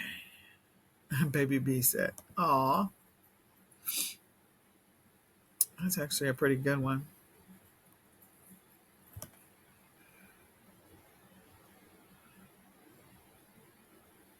Oh, let's see if this is a breakdown. This is a breakdown of everything that's in it. Not quite. Moms to be. I do. So I want you to notice something. Just write gifts for moms to be. So if I'm listing on a specific platform, in the description, I will put gifts for moms to be, or mom's gift set. That kind of stuff, or baby gift set. Those are all great keywords to put into the listing to appeal to whoever the potential buyer is. Okay. So note that as you are beginning the process of creating your listings, pay attention to existing listings to see how they're listed. So I am not going to find what I am looking for when it comes to this Burt Bees set. I need a bundle that shows all the pieces. So, is this one that shows all the pieces? Yes. Thank God. Okay. So this shows all the pieces. Why do I care about this showing all the pieces thing? Because one of the things that I said when we go back to the workshop is that your image needs to include the individual pictures. Okay. So would I recommend creating a Burt's Bees listing? If you're just going to dabble and sample, like long-term bigger picture, you really do want to sell skincare products. Okay. So you want to sample existing bundles to see which ones are getting the most traffic. Are more people looking for stuff that's hand cream related or body cream related? Are they looking for stuff that's more related to foot or beard or whatever? What is the thing that people are buying? So you're going to sample a couple of different types, and then you can go find a manufacturer or supplier to be able to help you. So I'm going to go ahead and include this. Not that I would normally do that. I would get rid of the lines too, but we're in a hurry. And then I'm going to go grab each one of these images standalone. Again, using the snippet tool, I can go get each one of these images standalone. Okay. I can go and get the lip stuff standalone. I can get the lotion. Oh, that's not a good one. Delete. Delete, delete, delete, delete, delete. Delete. Delete, delete, delete. I don't want that one. Okay, let's do this again.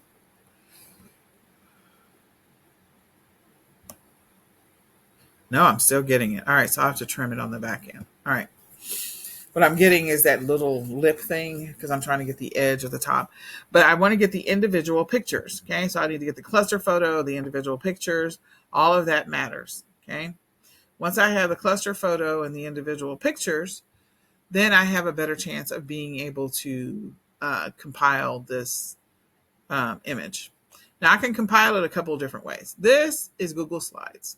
And this is how I was taught initially to create a cluster or a bundle image. So what you do is, if I need to create multiples, one thing about Google Slides is one, it's Google. So if you have Gmail, you can access Google Slides by clicking on, there's normally 9 dots clustered together, and you can go to either Google Drive, and then from Google Drive, you can create a new Google Slides. So that's one thing. Okay. So that's one way to do it. So if you don't have anything, you can create it in this, or you can pull up Paint on your laptop. And Paint is another way that you can superimpose images to create a cluster image. So you got to create the standalone images and you need to cluster images. So if I were to redo this, copy, paste, copy. Okay. So I have 5. Let's say the first one is the cluster image. The second one is the standalone of the different products, 1, 2, 3. And then the third one is a lifestyle image. Okay. So that is the example that I'm going to use here. So I've taken several pictures and I'm going to go over to screenshots and I am going to start pulling up a couple of these images that I've taken. Okay. So this is one that's standalone.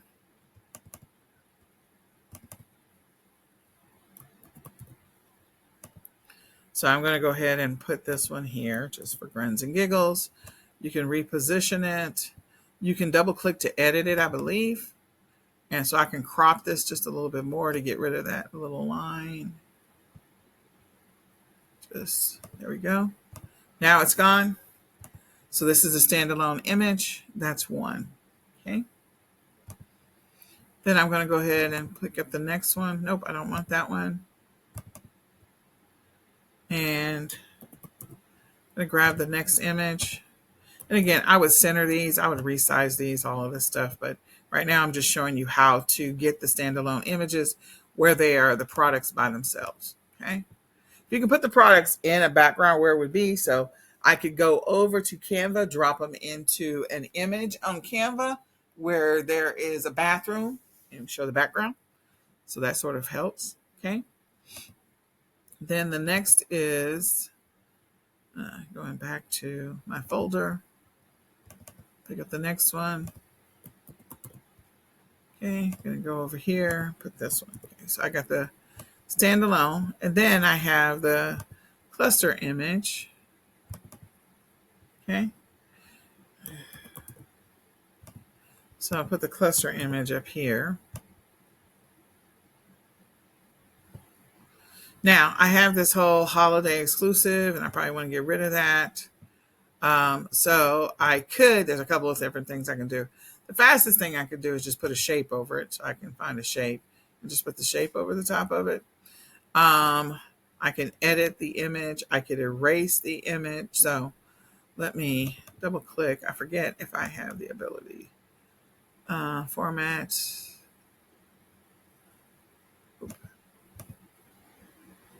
Replace the image. I need to edit the image.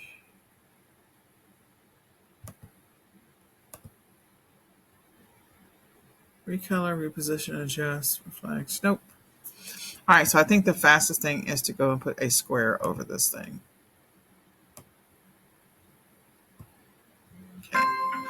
And I'm going to make the color white. And I'm going to get rid of the frame around it. So I made the color white. I want the line to be white too. Now it's gone.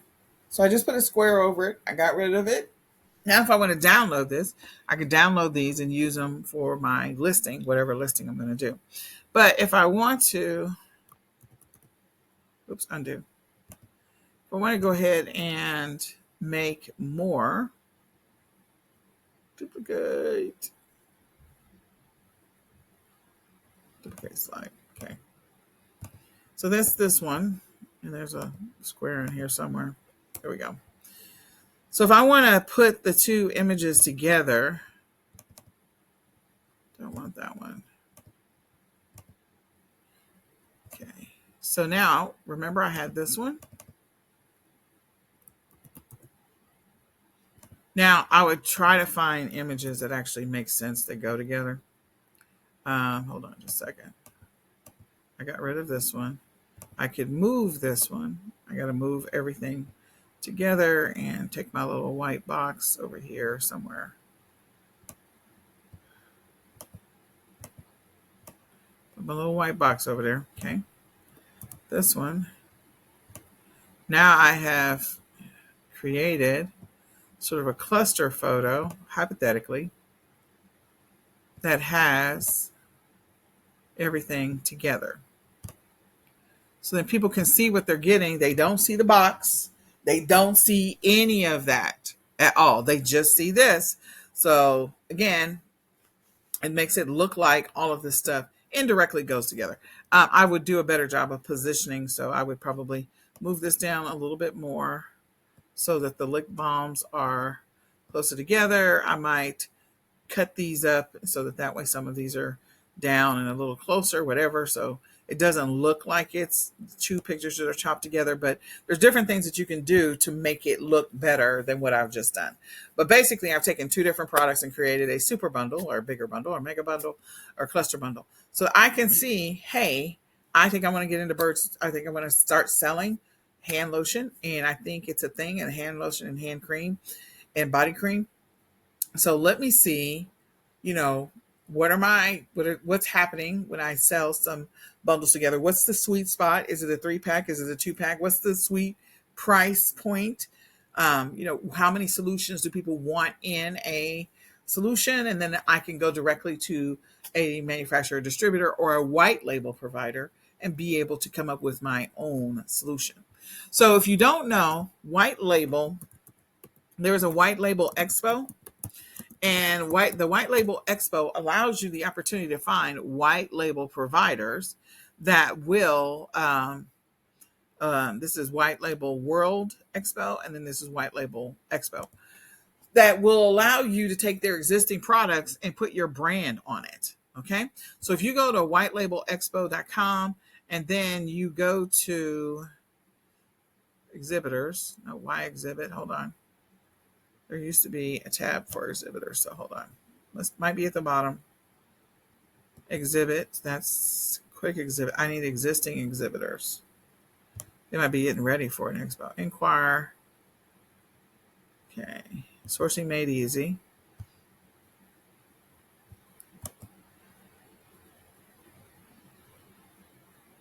Floor plan. Okay, so they are not giving you the exhibitors anymore. What? Hold on. Yeah, you used to be able to get a list of the exhibitors, so hold on. Yeah, so let's go white label world.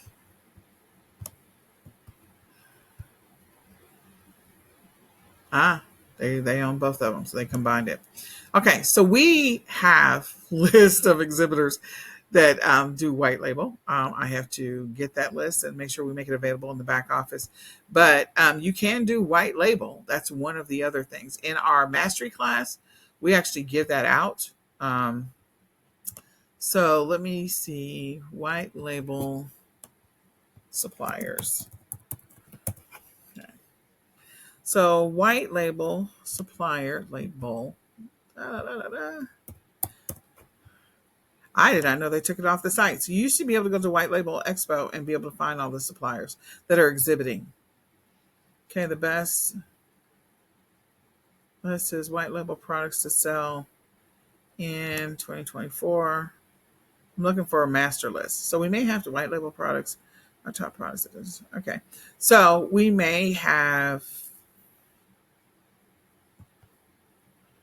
yeah, we may have to. I know that on our master class, we give away the list. So I'll have to figure out what we're going to do for this particular class. Maybe we'll have one in the next couple of weeks. Just trying to find the list of white label suppliers. Single plastic containers. Okay, so there's a couple in this blog. Let me just see if I can find any that are hand cream or body cream. That's art. Tote bags, phone accessories, hats, all white label, physical. Yeah, so creams, hands, we got to find some. So I will look, but you used to be able to go to the White Label Expo and find the list of their exhibitors. Maybe somebody tours.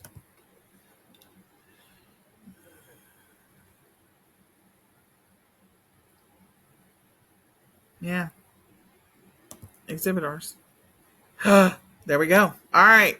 So I had to do a search and type in exhibitors. So if you go to exhibitors for White Label Expo, you can find a list of white label exhibitors, and there's a lot of them.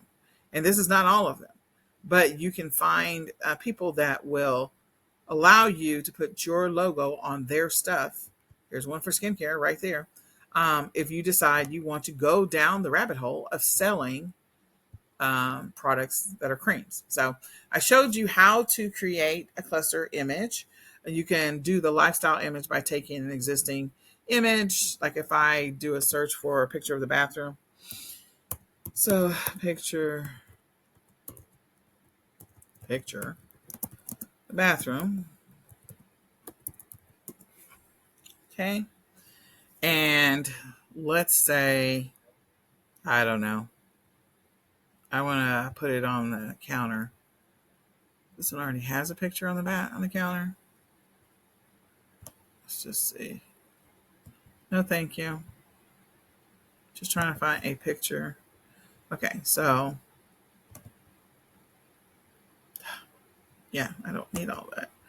Just see if it'll let me save image. Okay. So this is a bathroom.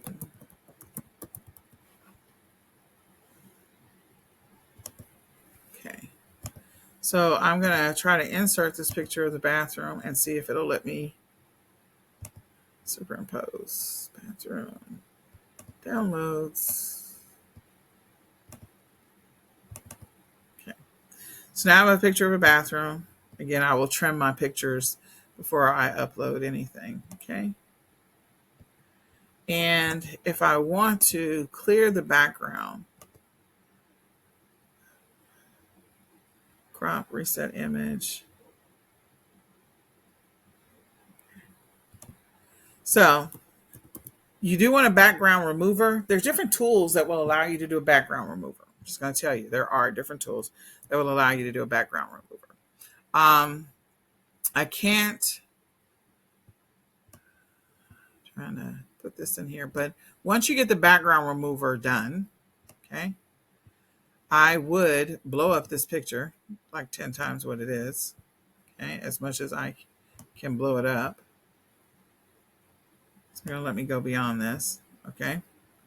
So this is in fit, and I need it to go up. There we go. Zoom in. Okay. So let's just pretend that I've done the background remover. I am literally placing these items on the counter in this bathroom. Okay. So if I had the background remover, I would place this image in here and be able to, I don't think there's a background remover. Yeah. So to crop the image, replace the image. Yeah, I have to do the background remover. To replace the background, you can drop it into Canva is one of those tools that will allow you to do a background remover. So that's another example. But again, if I needed a lifestyle picture, I could literally take the existing picture minus the other crap that's in here and just superimpose it into the background. So it's part of, it's part of this picture. It becomes part of the whole thing. So I have to get the background remover going. But that's the great thing about this particular tool. Sorry, I'm having a hard time moving stuff around, as you can see. Okay, so I can put this in here. And if I had the background remover, it would just look like it belongs here. It would literally look like it belongs here. So how do I take this particular image? Let me save it down. It's not, it's this one, this one, this one. Okay. So I'm going to image what? So now we're going to go ahead. This is 90709. 90709. Let's go over to Canva and let's show how you do that in Canva. So the first thing is you need to have a blank slate. This is 2500 by 2500. And so I'm going to go ahead and upload this particular image. Okay. And I'm going to go to screenshots and I'm going to upload the 9709 one, this one. Okay.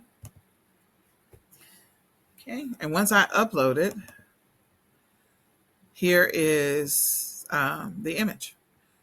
Up here at the top with the purple square around it is this background remover. It removes the background. Then the other thing I want to do is I want to erase something. So from this image, I got to get rid of this little piece here. So to get rid of the piece, I need to not expand, crop. Nope, none of those. I need to edit this image. Block, align.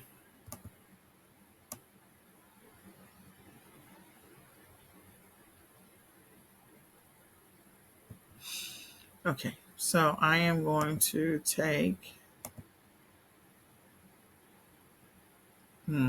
I should have, so I can remove it in Paint. So I'd have to do three things. One, drop this in the Paint first. Get rid of, let's just do it. Okay, let me go over to Paint because I want you to know how to do this. So I'm doing a lot. I'm going to go ahead and make this bigger. Okay, so I am going to take this particular image. I'm going to copy this image. I'm going to go drop it into Paint. All I did was Control C, and I'm going to do Control V at some point. Left click. Or I'm just going to open it in Paint. All right. So we're going to go ahead and open in Paint. Let's go over to our downloads. Let's just do the whole thing. So the first thing is I'm going to go to I'm going to go to screenshots. Then once I go to screenshots, I'm going to pull up the one that we said, which was 9709. I'm going to go ahead and pull up that. Then, no, we want to save that. Okay, so now I'm going to go ahead and get rid of this up here. So you can use this little eraser, and the eraser will just allow you to completely, you can make the eraser bigger. I should have made the eraser bigger. It takes forever to do this. So anyway, so you can erase it. I need to make the eraser bigger. There we go. Much bigger eraser. Okay. So now that I've erased it, I think I chopped off something in the middle of this. There we go. Need to just go across, Nicole. Okay, so now I've gotten rid of it. Okay. Now I can save this down. So I can save as PNG. Okay. And I'm going to save it down as a PNG, and I will call it B. Okay. Because I've done this a couple of times. Now, I'm going to go over to, get rid of this one. Get rid of this one. I'm going to upload the image again. So I'm going to go get B, bring it in. Now the thing is gone. Okay. So then the next thing I'm going to do, click on it, and I'm going to go ahead and clean the background. Okay. Now I have this with a clear background. I could make it as big as I want to. Okay. So then that way I can download this by clicking on share, and I can bring it over to the other set that I did. Or, so I can go ahead and click on download, download as a PNG, and it'll stay the same size. That's one. Okay. So this is the clear background. Call it what it is. Create a folder for this stuff. I'm just everywhere right now. And this is clear background. Okay. There we go. So now we have the clear background. Or, dun, dun, dun, dun, I could go and find a photo of a bathroom. So, bathroom, find a photo. Once I find a photo of a bathroom, I got to find a photo of a bathroom that has a counter that is level. Because if it's at an angle, I'm not going to be able to place this on there very well. So this is the only one I see right now that has a counter that is level, which is bad. I need a flat level counter. Doesn't have any angles, doesn't have anything crazy. I don't know if this is flat level. Okay. So if this is a layer, and I want to bring it forward so it's on top. Otherwise, it'll be backwards. Okay. This is one of those examples of where you see pictures where things are resting in a specific spot. And that's because people have just pretty much just added the image to an existing image. That's one way to do it. I don't like that one as much. So here's another one. That's a tub. Nope, that's not going to work. That's too dark. So if I go up here, let's see if I can find another bathroom. And I just want to make sure you know how to do this, because I do this all the time. Okay, so this one has a lot of stuff on the counter already. Okay, so this one does not have as much stuff on the counter. So I can get rid of this image if I want to. I have the other one in the background. I can make this as big as possible. So put this over here. I'm going to left click on this and bring it forward. And so the bringing forward only works when they're touching each other. So if I click on it now, I see the layer and I'm going to bring it forward so it's on top. I'm going to make this as big as possible. Okay.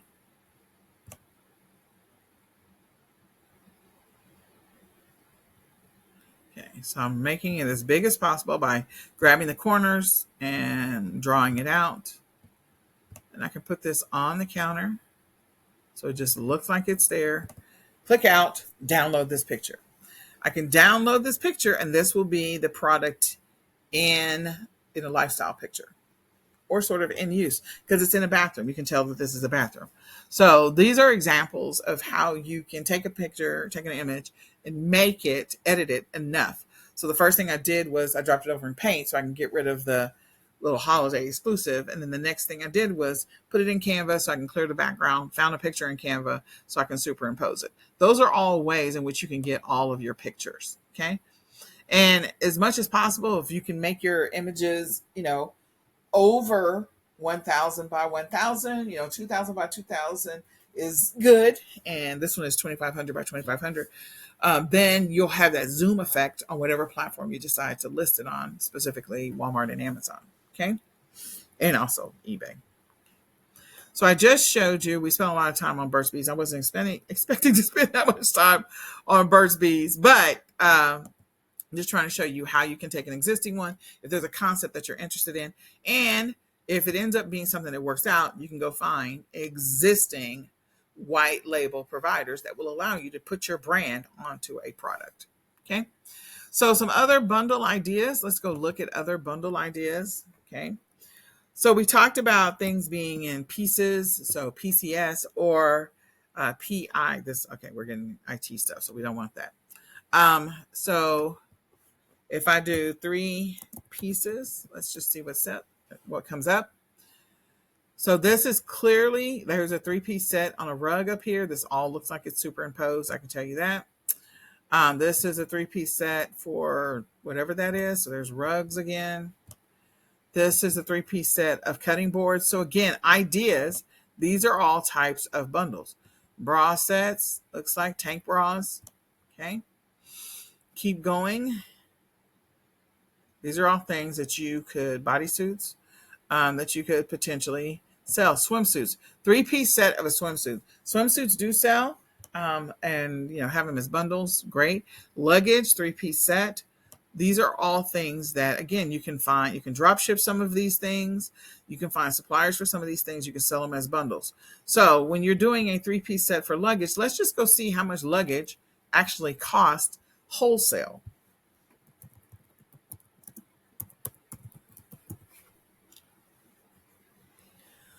So I'm going to use Temu as the worst example possible because Temu is never real. Actually, I'm not going to use Temu. Maybe not. Okay. So, yeah. This might be better quality luggage. I don't know. I wouldn't source from Temu if I were you, but that's just me. Okay. This is Alibaba. They've got some luggage and they're giving you the opportunity to put your custom logo on it so you can brand it yourself. This is AliExpress luggage. Okay, so let's go. That's $70 though. Shein, maybe not. I don't know. Fair. Okay. Well, nope. That's probably gonna be more. Let's just see. So Fair luggage. The MSRP is $4 something. I don't want to sign up. So I don't want to, I have an account. I don't want to sign in right now, but they clearly are selling luggage. I'm hoping they have it for a good price. Can't get to the price. So that kind of sucks. You will need to create your own Fair account. That is on the wholesale suppliers list. So you want to be aware of that. Carry on luggage and suitcases. Let's see what BJ's has got. You can also find luggage, on Sam's Club, and you can also find it on Costco. So I don't know why luggage didn't come up. Anything? Luggage? Nope. No. Seriously. Okay. There's luggage. Finally. Okay, so let's see what the prices are for some of these three-piece sets. Maybe I can get it from here and sell it on another platform. Click. All right, you're not. I don't know. No, it's not responding. Okay. Not really sure why it's not responding, but okay. So let's go to Sam's Club.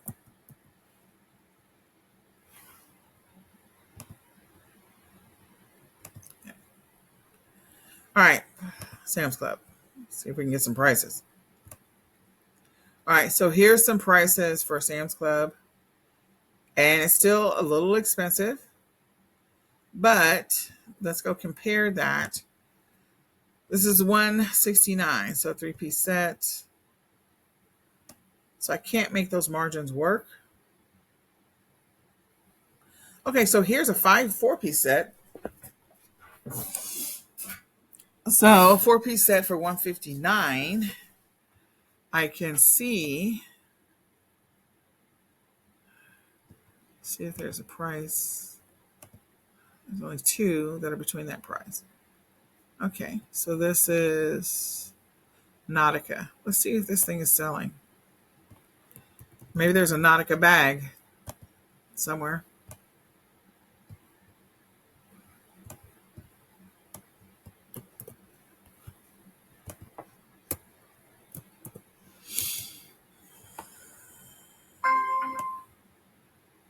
$111.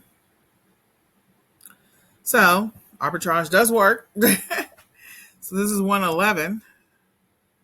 We have to check to see if it's the same size. Get it for $69. But if you sold two of them or something like that, really interesting here.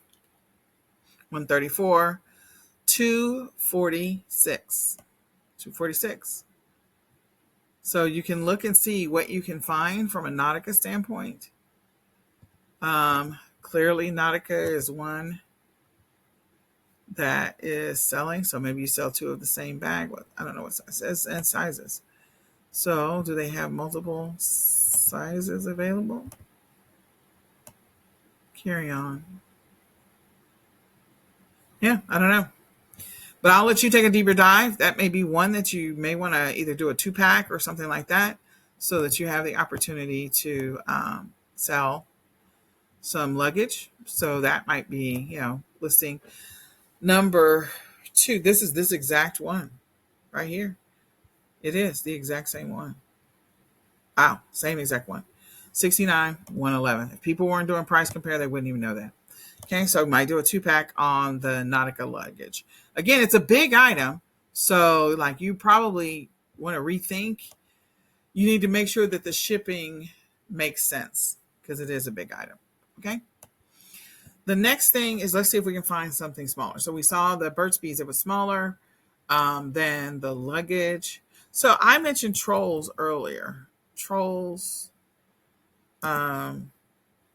lip gloss. Let's see what comes up.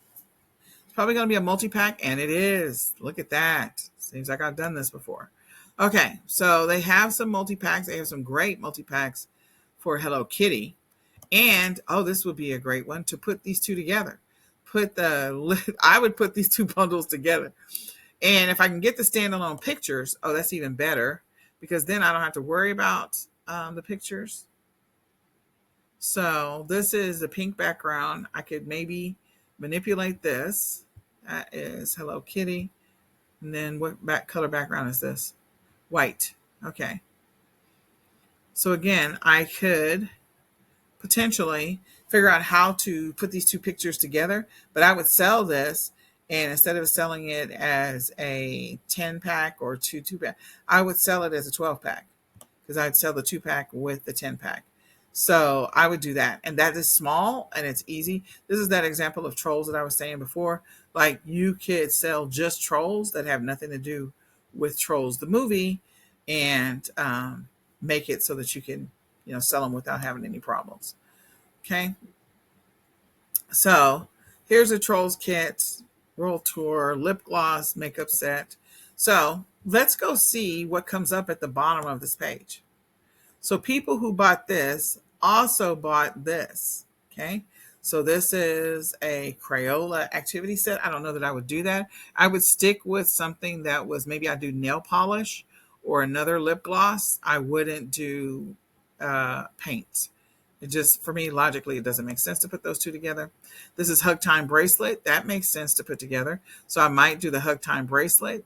Then it says this is related items. So this is a makeup set, nail gloss, and polish. So I would put these two together. And if I am lucky enough to find these products standalone, which I do, here is the picture of the standalone. And let's see if the other one has the standalone picture without out of the box. Not quite. Ah, man. So I could clear the background on this, line it up. This is Disney Princesses. Oh, this is not Trolls. Okay. All right. Let me see if I can find Trolls. That is the reason why. That's Disney Princesses. I could go after Disney Princesses if I wanted to. So Trolls lip gloss, and then I could go after Trolls nail polish.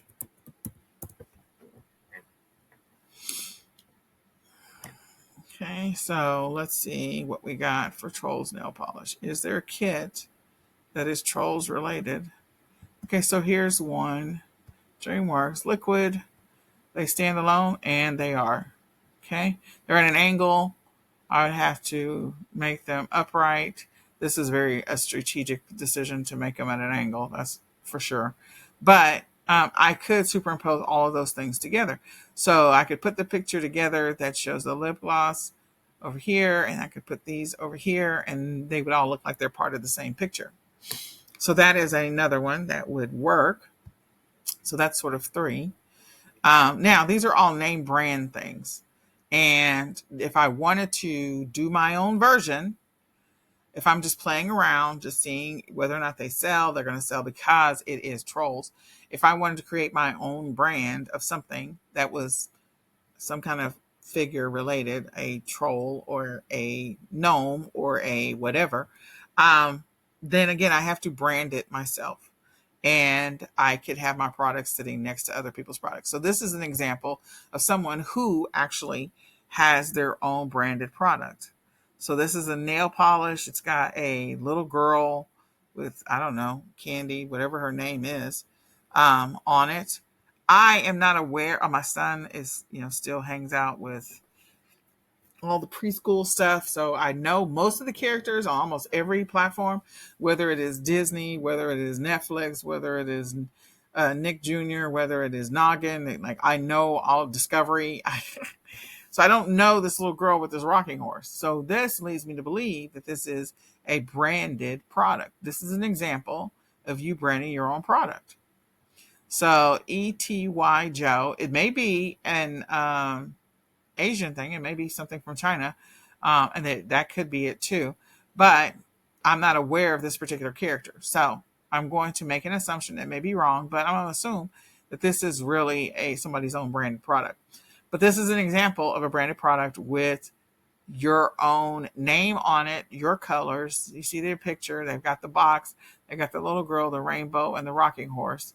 And again, they're showing pictures of little girls prettying themselves up, how to use. They've got the colors.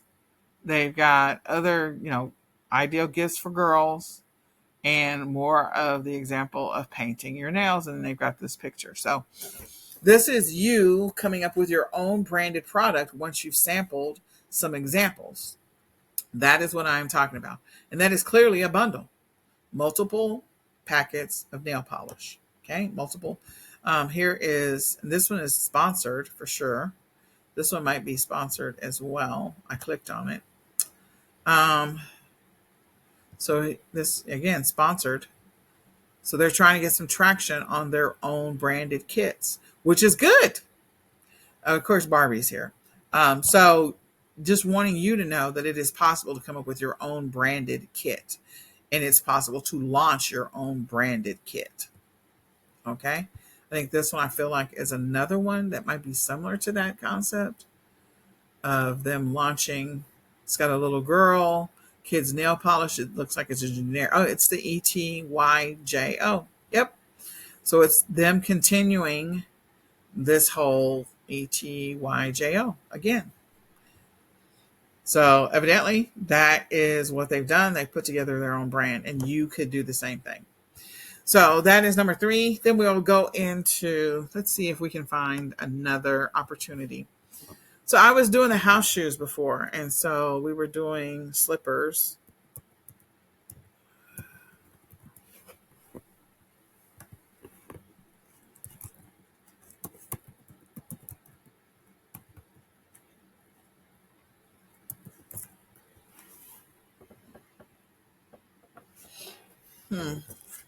Okay. Wow. Okay.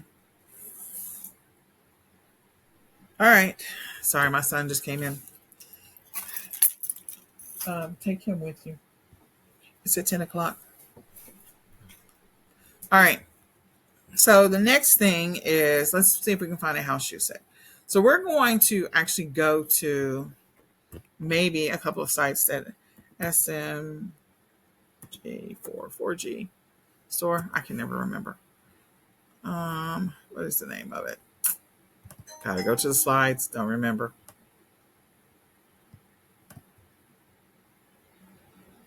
For SMG. So bad. So for SMG. I don't know what I'm going to find over here. I'm just going to go and see what I find.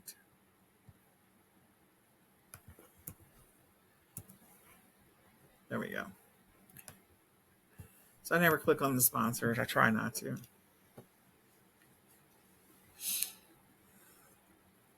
So we're going to go to the store and see what we find. Make sure you get a price before they do any work.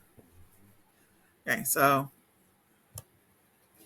now let's take a look and see what we can find on this site. I'm going to type in slippers. So you can see that there's a bunch of slippers that are here. You've got some pink slippers. Some basic generic slippers that are 85 and 95 cents. But I'm sort of interested in these pink slippers. I don't think that they took the best possible picture of them, but I'm interested in them for 2 reasons. One, I could use them for potential New Year's. I would have to trim this picture so I can just get the shoes by themselves, or either take this picture and get the shoes by themselves. Like, I would have to be strategic and go around and just get these. But in any case, these slippers, and I may order some so I can take my own pictures. Okay. So if I were going to do this, if I stayed on this site, so let's say I'm going to buy, if I buy a 4-pack, packs of 4, that's $290. Packs of up to that, $270. Packs of 10, $250. So if I bought 10 of them, let's go with that. Okay. Then I'm going to go to, let's find lotion foot cream. I don't know if they sell it. It's been a long time since I've searched for something that wasn't toy related. I normally search for toy or character or seasonal stuff on this website. So this may not be the best site to actually try to find this kind of thing. So foot cream, not the thing. Okay, hand lotion.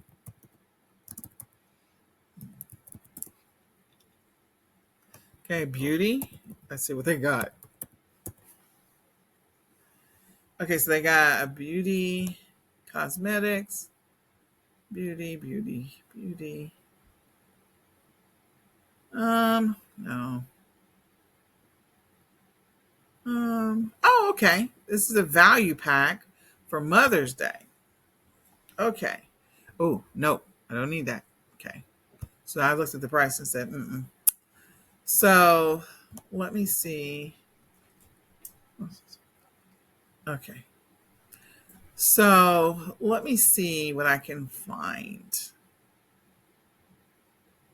Maybe this is a value pack as well. Just trying to see where I can just spend a little bit of money. Oh, face cream and Nivea cream. Okay. I don't know why the cream didn't come up before. Okay, so now I've got Nivea cream for 79 cents. So slippers with Nivea cream and one other thing. Let me see if I can find a pedicure set. So let's see if we can see if something comes up with pedicure. Okay. So pedicure, oh, we got a couple of things. So they've got this little thing and they've got this Palma Stone. I probably like this one a little bit better. Maybe I feel like it might last longer. I could be wrong. Because the shoes are pink, maybe I'll go with this. Okay, so now I've got 99 cents plus 250. If I do a 10, if I buy 10, then it's 95 cents.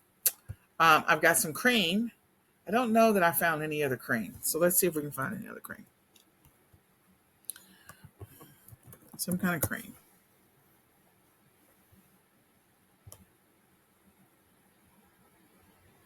That's face cream. Spray bottle and pump. Pond's. Trying, guys.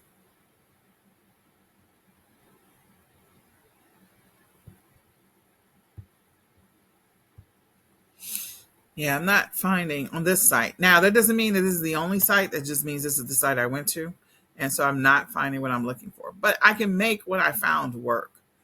So they've got some neon polish. I could go with that. I could buy the cream. I don't see. Yeah, I don't see anything else. All right. So if I went with the idea of the pedicure set, 2-piece set, 95 cents, the Nivea cream, and the slippers, I can make a bundle. I probably put one more thing in there, maybe some nail polish, maybe something else. I can't believe I can't find anything else. But anyway, I might go to another site and find one more thing. But basically, all of these combined, I'm still under like $2.50, $3, for $3.50, $2.50, $3.50, $4.50. So I will still be under $5 for all of this to put together a bundle. And I can turn around and sell this bundle for Mother's Day or for some other reason, for the birthday or whatever. Somebody just had a baby. I could sell it for $15 or $20 or $25.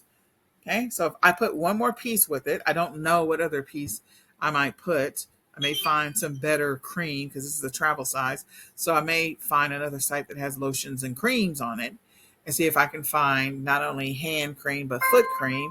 Then that would work out a whole lot better. Okay.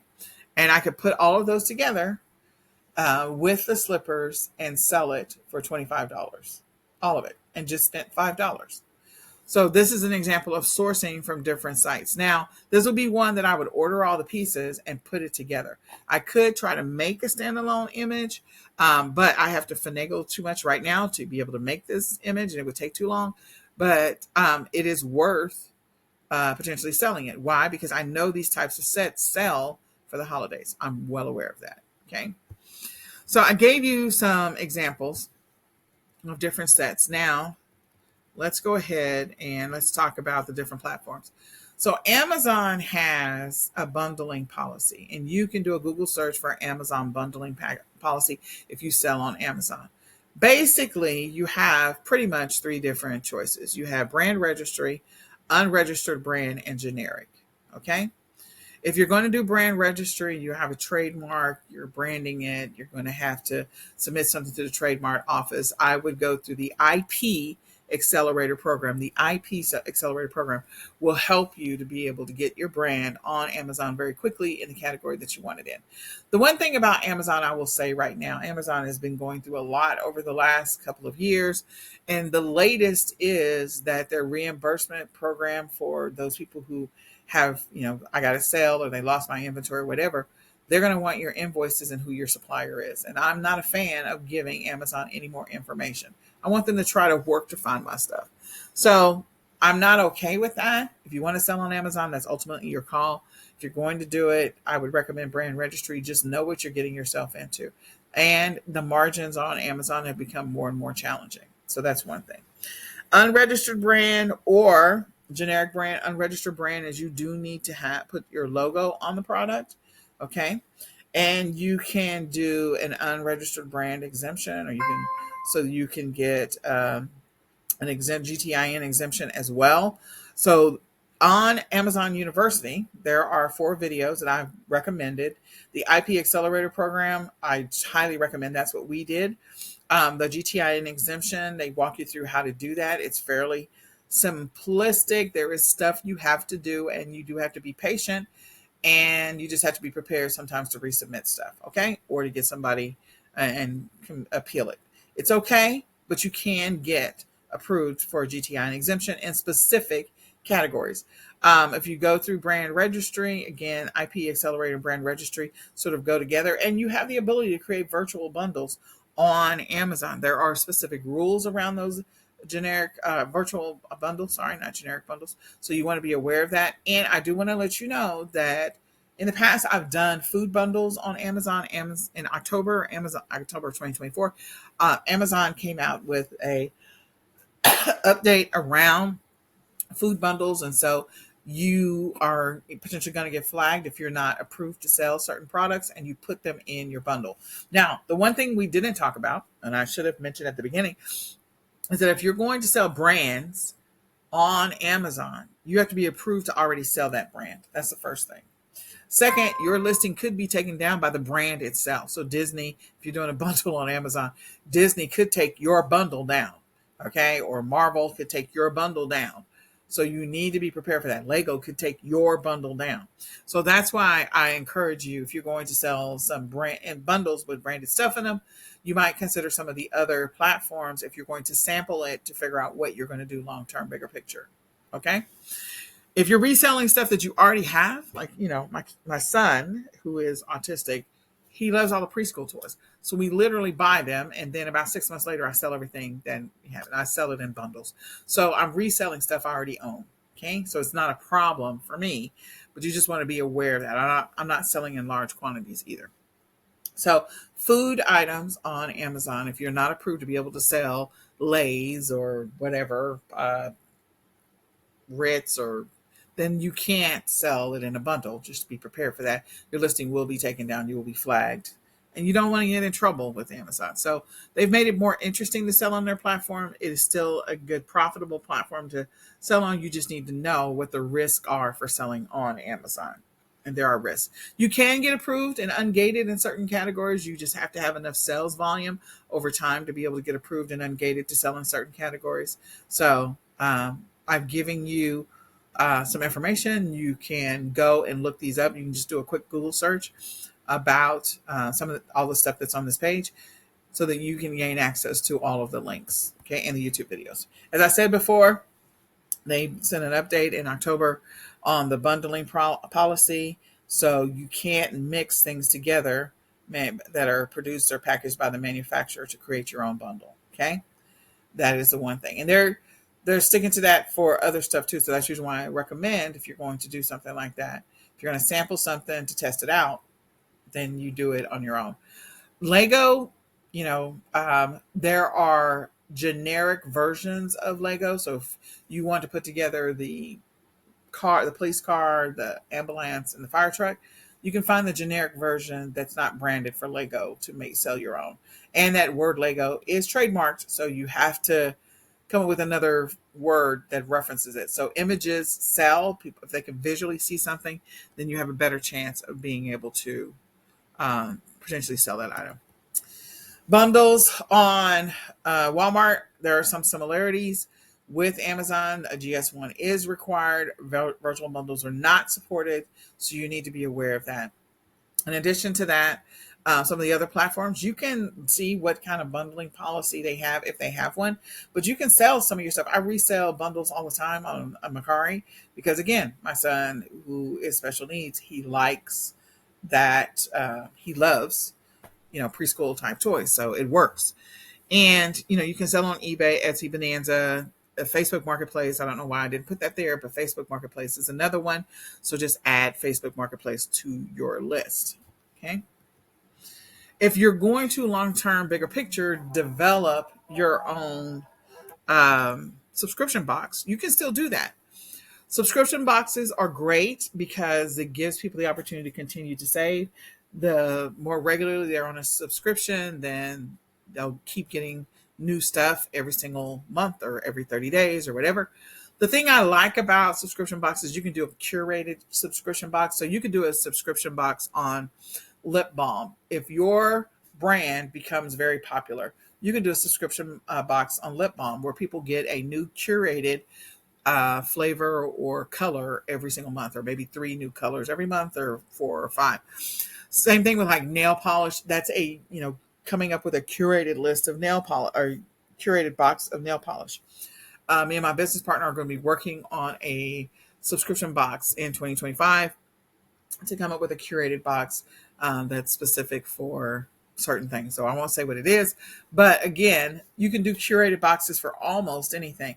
Pet toys, you've seen the pet toys curated box. Activities for kids to do, you've seen uh, the the toy boxes that come every single month for activities for kids to do. The science boxes, every single month they come out. People subscribe to that. Books, they subscribe. They get a new set of books every single month. Scented oils, they subscribe. They get a new set of scented oils every single month. So you can decide on what you want to do a subscription for. One of the people that I know, Dallas Gordon, she has an amazing subscription box situation going on with journals, people who like to journal on a regular basis. So every month they get new stuff for journaling every single month. Okay. So you can create your own subscription box. It creates recurring revenue. It becomes reliable. People will cancel their subscriptions, but again, you have that regular revenue coming in for a period of time. So that is something, if as a business owner, you can also apply for grants and loans to be able to build that type of business model. So I've seen everything from scented candles on a subscription box to coffee on a subscription box. All of these are opportunities that you can do. Socks on a subscription box. Some people do wigs on a subscription box. Okay. You've already seen Stitch. Stitch is a subscription box for, outfits from a design, not a designer, but a personal stylist. So again, so many different ways in which you can do a subscription box. So I would encourage you to look into that because it may be something that's worth doing. So a couple of things that I do want to point out that's extremely important when it comes to bundles. You have to have amazing pictures. Pictures, I said before, matter. Your pictures, your cluster photos matter. Make sure you have the right pictures because people they will buy the image first because if they can see the item in their presence, if they can visualize it in their mind's eye and them holding it, having it, using it, whatever, then you have a better chance of getting a sale. Second thing is, of course, the titles to go and the description. So you need to make sure that your pictures are amazing. You need to do the best that you can to take amazing photos. Inside of the eCom Sellers Mastery back office and the Mastery Bundles workshop, I actually did a whole photos session on just how to take good photos and how to edit your photos and things like that so that you can create amazing bundles. So I want to encourage you to do that. Your price point, again, want to remind you, you need to figure out what your price point is going to be for the thing that you're going to sell. Go see what's already selling. Look at the title and the description for what's already selling and go look and see what what you might be able to sell yours for. So you've got to figure out where I'm going to source the item from. We give you a long list of potential suppliers and providers where you can go and get inventory, but you have to figure out what it is you want to sell and source first. Okay. Last but not least, I do want to give you this quick tip for titling. So if we go and look at some bundle sets for slippers, okay. Slippers, gifts for mom. Okay. So this is a gifts for mom set right here. You can see it. It's a bundle. Not going to click on it because it's a sponsored bundle. So I got to find one that's not sponsored. Because then my computer is tagged for sponsored. Oh my gosh. Seriously? Find something that's not sponsored.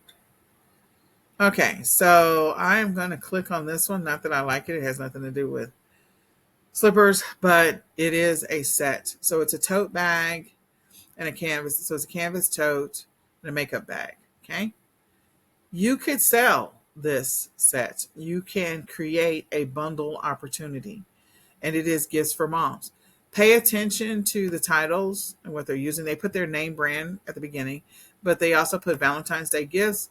Because why? Because Valentine's Day is right around the corner. When Mother's Day comes, you're going to see them put Mother's Day gift. Like they're going to literally try to rank for the words in which people might be searching. Okay.